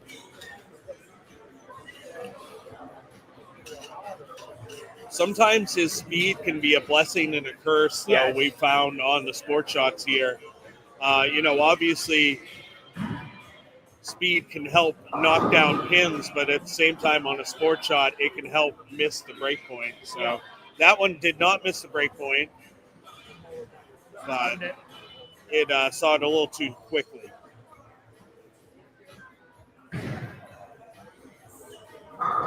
Oh, Little tug for Joey yeah, Joey kind of misleft on both of those shots there. with the $9.99. Steven able to cover up that spare, and he's going to have the last shot here on the west side in this first 11-1 qualifying block. Yeah, 11-13. I wonder if Crazy Train's going to bowl this afternoon or not. That's actually Is that shot wide The open, West- right? Mark Roth is a little bit easier. It's 4.11 to 1, 42 feet. Oh, he's your guy. the Westgate team, that's actually a telling, because remember, they had their first 2 sets on the other side, so 10-50, 9-76, and they just shoot 11-12. So it'll be really interesting to see from this afternoon what's the skipping pattern. Yeah, it will be interesting to see. And, honestly, we probably won't be able to even get the scores up until our next stream. We're going to go ahead and cut this stream here shortly, redo the cameras and everything to hopefully fix our problem that we're having with that one camera. And we'll let Greg get out here, re-oil the lanes. Everyone's going to go have a quick lunch break, and we'll be back with you. Yeah, so thank you for tuning in to the Striking Oil Bowling Show. I am King Ding Dong Levi with Paul, the travel agent, and cousin Connor Adams, here on the Striking Oil Bowling Show, live from Bayside Bowl. This is the MegaBucks Team Tournament. Thank you guys for checking in, and make sure you check back in when we start the stream back up live on our Striking Oil Bowling Show Facebook page, our Striking Oil Bowling Show YouTube channel, or our Striking Oil Bowling Show Twitch stream, all sponsored by Striking Oil Bowling Pro Shop right in-house at Broadway Bowl, Maine, South Portland, Maine. Check us out there. Thank you guys for checking in. We'll see you shortly. He also gave him a great line of trade, too. It's only $3 a game. So, did a lot. So, it's up to Sean. I mean, it's all up to Sean, too. I'm not going back to get the orchard. You're staying over there again. Of course.